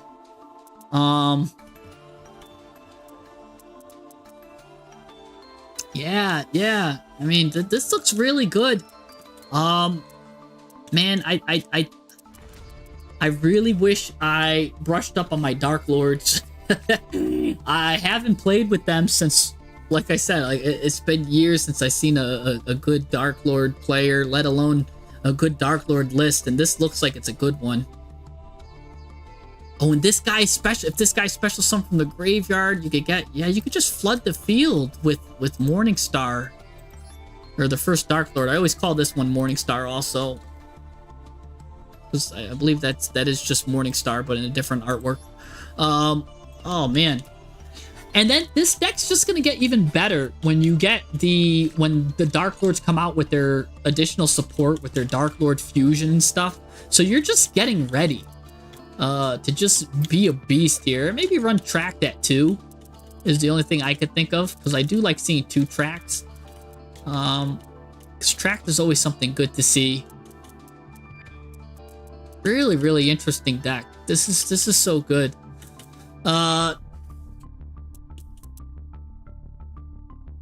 Here's another card. I guess I could just, the only thing I can help is maybe like weird tech stuff. Duke of Demise might be interesting here, because this is also a fiend that you can make off of Mutiny in the Sky. Because what it does is during your main phase, you banish this card, or just banish this card from the graveyard, target level 4 or higher fiend or zombie, add it to your hand. I don't know how many fiends and zombies you got, but I know it adds Engraver back, which could be good. Yeah, not really anything else. Okay, so just be using Engraver to get Engraver back, and it gives you an additional normal summon. I don't know if that's really going to be helpful to you, just something to think about. But again, I don't know, with Archmage involved with the Dark Lords, I don't know if you need an extra normal summon, but that's something to think about too. You've got your Aerial Eaters here, Archmage. Yeah, this looks fine. This looks like a great list. Protector. What does this guy do?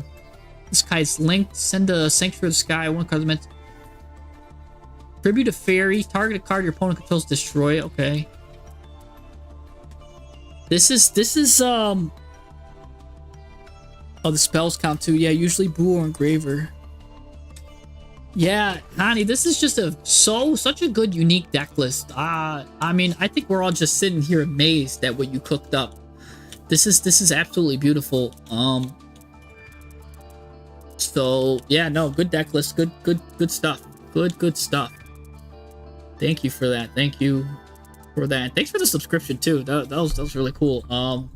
Unfortunately, I feel bad because there's nothing here that you come into a doctor's office when you yourself are a shining neurosurgeon. It looks like you cooked up something absolutely disgusting.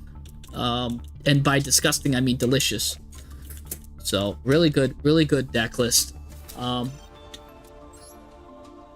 Yeah, I can't properly analyze it because I'm not familiar enough with the Dark Lords, and so I would be doing a disservice if I'm like, and here's what you got to do with this Dark Lord. Like, no, I'm not gonna do that to you. What I do think is actually there is one thing in the Dark Lords. I know I just deleted your thing though. Dark Lord. What I was surprised was, I'm surprised that there wasn't more of these in their deck. I think you were only playing them at 1, but again, it's been a while since I looked at the Dark Lord stuff, so yeah, no, great deck list. What a good showcase. That was a good. You have a second normal summon with Archmage Field spell as long as you use on Medius first. Okay. All right, so okay, so don't even worry about that other guy then. All right, let's get rid of this one too. Actually, I want to look at a bit further on my own time. We'll get rid of this one. All right, Juan, you are up. Juan, are you here?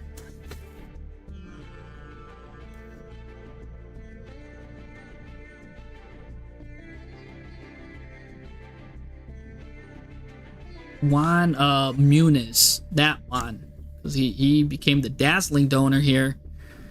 So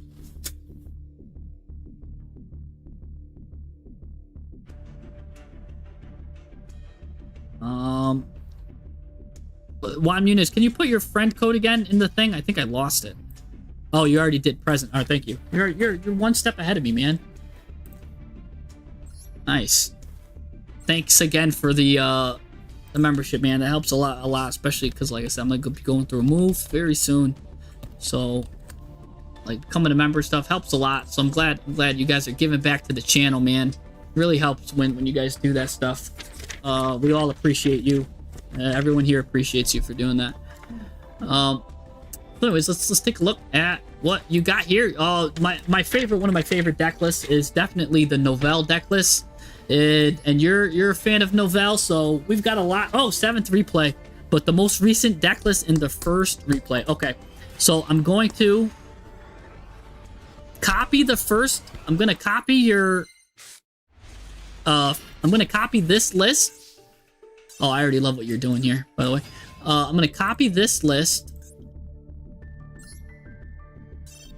All right, I'm not even gonna look at it, and we're gonna do the 7th replay. 1, 2, 3, 4, 5, 6, 7. All right, against Donnie Rasa here. Let's see what's going on.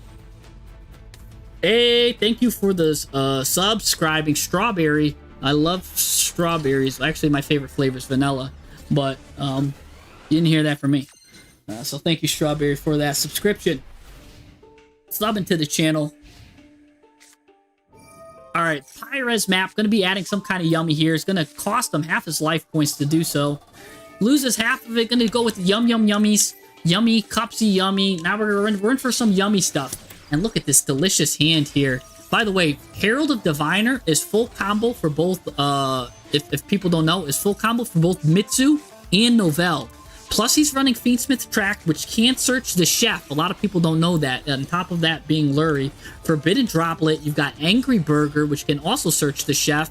Plus, you've got full combo Habakuri. So I'm feeling really good here about your chances to break this guy's board. You're going against Starham here. Look at this little critter here. Look at him. I'm the star. Look at him. Gonna go into stuff. Gonna make IP Masquerena. I'm fast forwarding this because we all know Yummy is a deliciously devious deck. And then he's going to go into the Mitsurugi stuff, which makes it such a headache to break these boards, guys. I don't know if you guys are, like, when you see this, do you guys get frustrated? Like, I get frustrated, like, oh boy. On top of that, I know my time's going to be wasted for like 20 minutes. As they go into Herald, go into Mitsurugi, going to get everything. But this is why I love playing the board breakers. Because imagine this was an Ash Blossom, right? No matter what he ashed, this board was still going to be this board.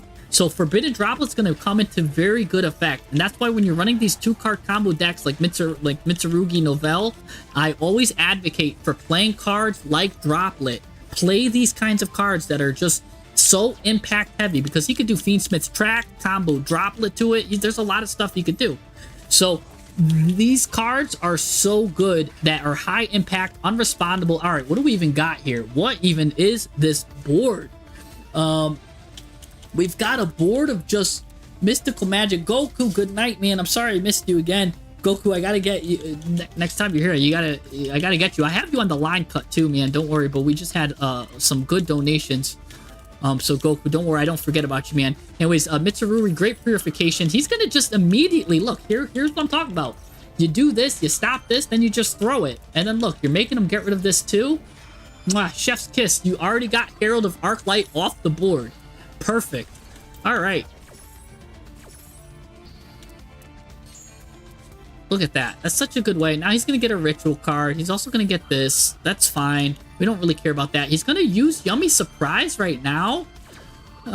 Which I don't think he should do, but oh, wait. No, he shouldn't have done that, right? I don't know. I don't think he should have Yummy Surprise there, but okay.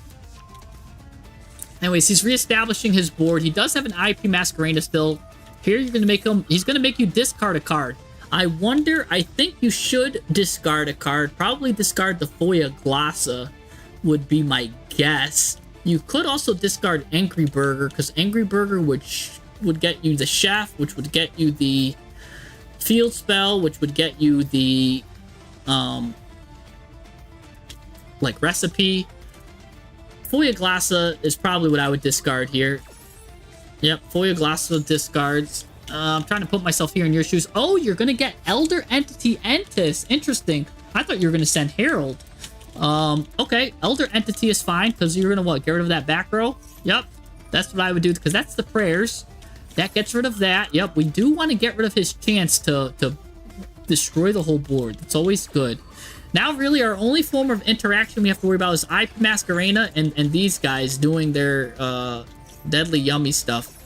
Because he will be able to clear the board. This guy is negated, but I think he'll be able to get one back. He's got to make room, though, for... He doesn't have room for it right now. Anyways, you're going to get this. That's pretty cute there. I love that. When this guy's tributed, you get to get your card. So, really good stuff there. He's comboing off. He's going to get his board breaker back. I think he should have saved getting in the board breaker back, honestly, because he could have... He still has the board breaking effect, right?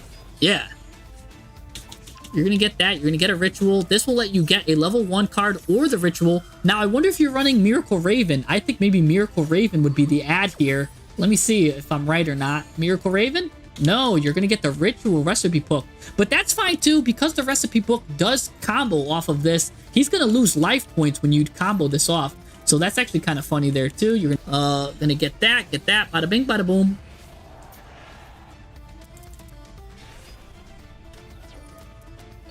This, yeah, here you go. Now you could chain Novell to this and get whatever card you want. I don't like that you put this guy in the pendulum column, because I get Potionnaire and the Chef a lot in the imperm column. So like you had three spots to put it in. I don't know why you put it in the imperm column. I think that's a small error, but not a big mistake there. All right, Novell's gonna get the recipe here, ritual. So yeah, I do think you messed up with putting that in the imperm column, but all right.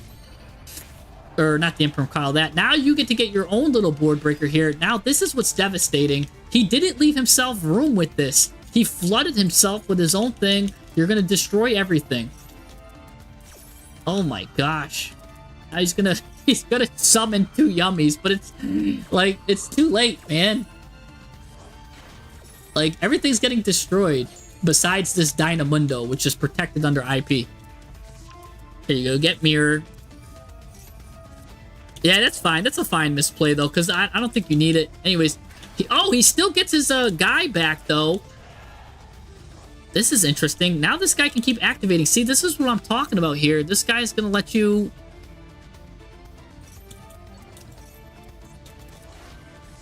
Yeah, he already did his wipe. Okay, well this is cute. This is an interesting match, man. You're gonna go back and forth. He's gonna refill his board.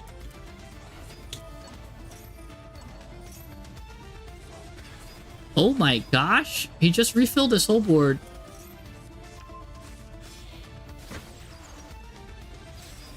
Yep, but now you're gonna go into Dynamundo. Okay, sorry, I was just like dazed and confused there for a second. I was like, what is going on? I felt like a kid just looking at fireworks.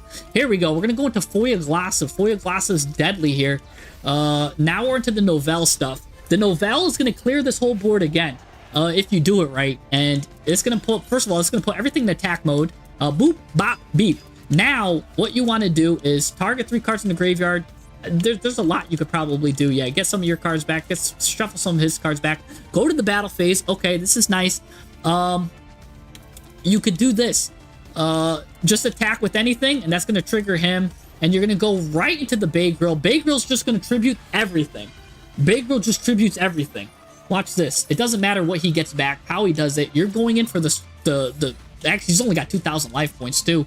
You have enough to wipe him, even if he had all his life points. You can put that in defense mode, but it doesn't matter. It's going to go back to attack. You're going to show him who's boss by getting rid of everything. You're going to show him who's boss. You're going to use all of his monsters as ingredients, and now you're the one with everything. And then hit him with the Gordon Ramsay, because he was the MVP of the deck there. Look at that. That's why I love Novell, because it can break boards like that. And a lot of people don't know, and people are sleeping on this. So let's take a look at your list. And let's also compare it with my list, because I actually have a Novell Mitsurugi list too that I can go and bring you back.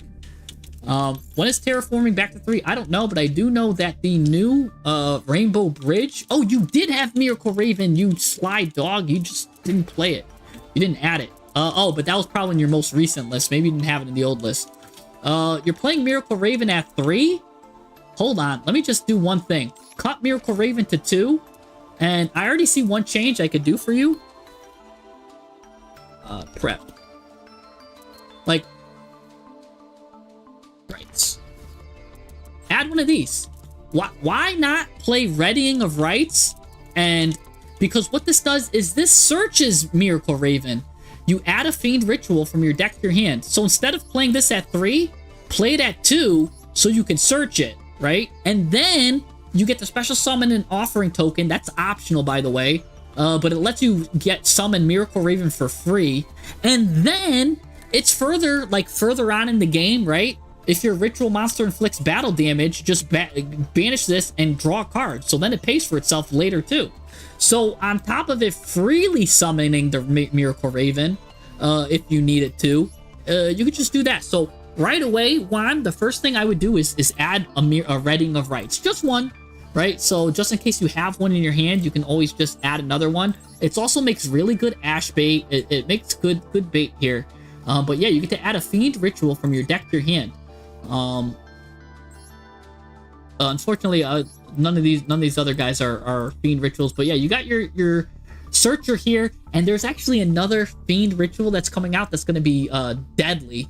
I made a video of it. It's absolutely insane. It lets you copy the spell effects or whatever it's called. It looked like it had the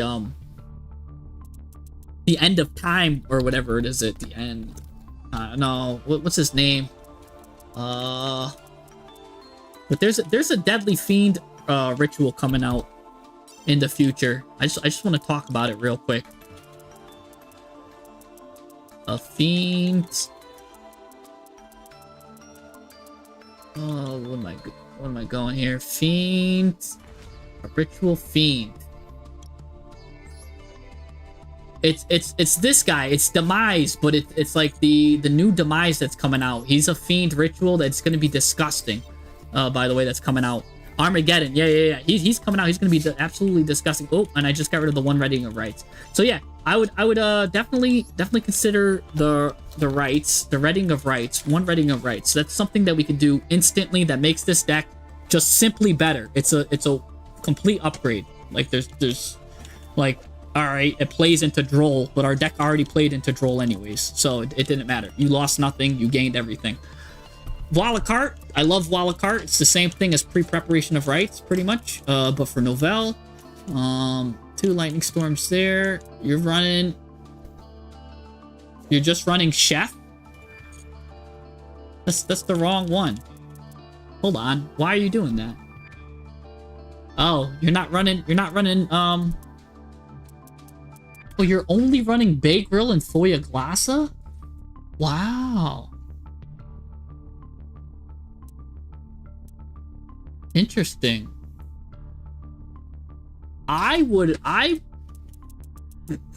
That's interesting. See, because when I play this, I run at least a Barilla base and a Puente Novelis, but because I like to go up into this guy too, and one of these. I actually run 2 of these guys because it's disgusting. And you might be like, oh, but you know, because if you special summon him with this guy, he's considered special summoned. This is like some deep Novell stuff, but I really like having them. I could see why maybe you don't want to run the bricks, because that also turns on your preparation of rites if you want to run the Recette de Poisson. You know what I'm saying? Like, because then you could if you already have your Habakuri, you can now just get your pre-prep can get you Recette de Poisson. And then Recette de Poisson gets you the Recette Vignade, whatever, it's this and that. You go 2-4-6 instead of 1-3-5-6. I guess it's fine. You like the 2 better? Wow. Okay. So if you're going 2-4-6, then I could see why. Well, the 2 wasn't in the deck list, by the way. You're missing them.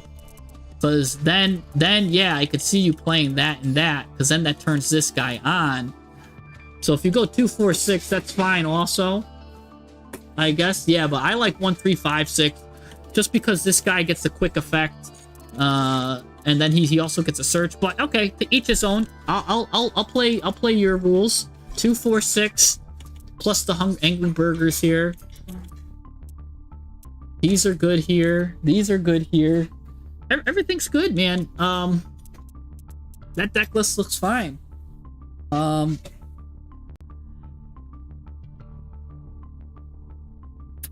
The ritual spell can't be Ash for level 2. You know what? I never thought of it that way. But I always liked that it could just search additional stuff, and it could be just an additional searcher. So, really, really good stuff. Man,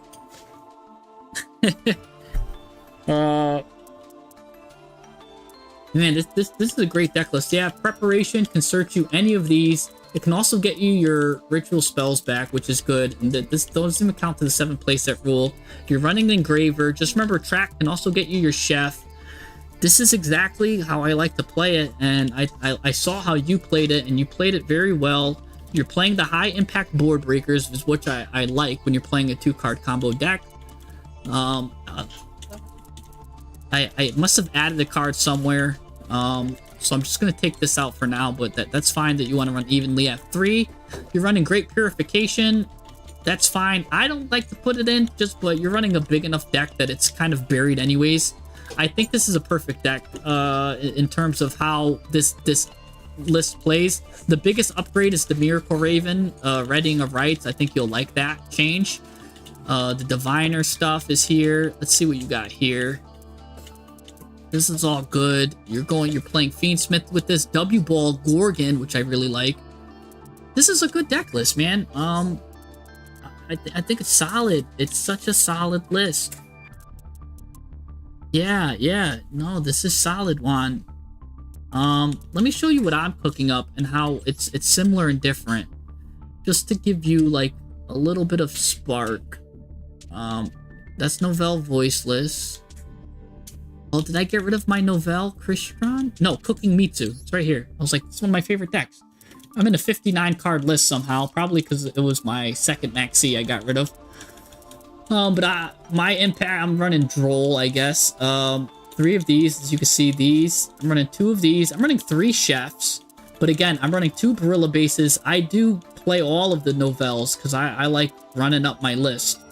Again, I'm running the two of these. I'm actually running 2 Reading of Rites. I'm being a bit more ambitious there. Again, 3 of these. 3 of these. I'm running 2 Murakumos. 1 of these, 1 of these. You might be like, why am I running 2 Murakumos? Because I do like sending these guys as tribute fodder for these. I do like using it as tribute fodder for the Miracle Raven. And then they just add stuff. So it kind of pays for itself. All of that kind of pays for itself. I am running 3 restaurants. I could probably cut that down to 2. even one really, because Foya Glossa does get stuff back, so that's something I'm experimenting with. But I do like having my restaurants able to, because I'm running so many, as you could see, rituals, it does shuffle one back and give me a mulligan, so that's kind of why I'm a bit higher on that than you. But other than that, that's something I could probably math out myself. But yeah, see, I'm running 3 of these. I'm also... Wait, where is the... I must have took it out. I have to took it back in. I'm missing these. I don't know why these weren't in there. They need... The Voila cart needs to be in there. Voila cart is so good for the deck. Because again, it gets you either the Recette de Poisson or this, depending on what you show. So yeah, Voila cart. Maybe I'll just put 2 Voila carts for now. And then a purification and a chef special recipe, which I didn't see you have a chef special recipe. But again, I'm focusing more on this when I'm going first to ending, at least having one of these. Well, I think you were focusing more on the Mitsurugi side. So really, really interesting stuff. Really good stuff, man.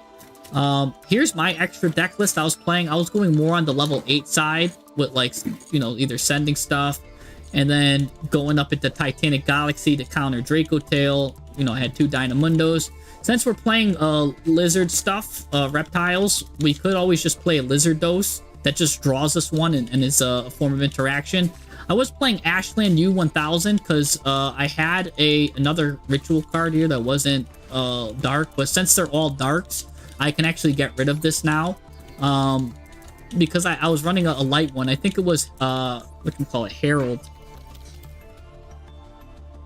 So, not Herald, Cyber Angel. Right there. So I was running one of these. So which that means any card gets you into her. And then her, of course, gets you this. And then that's full combo, or anything gets into that. So that lets Ashland U1000. That lets that card kind of be a bridge into getting full combo. So just know that this can get you, if you have another card to go into, that is full combo into that. So just know that that's good there too. I don't know why I'm playing 3 rituals. I probably just 2 rituals needed.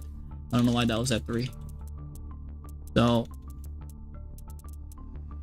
yeah, something like that. That's what I was running. But I liked what your list was actually doing. Had a lot of things that was doing even better than my list.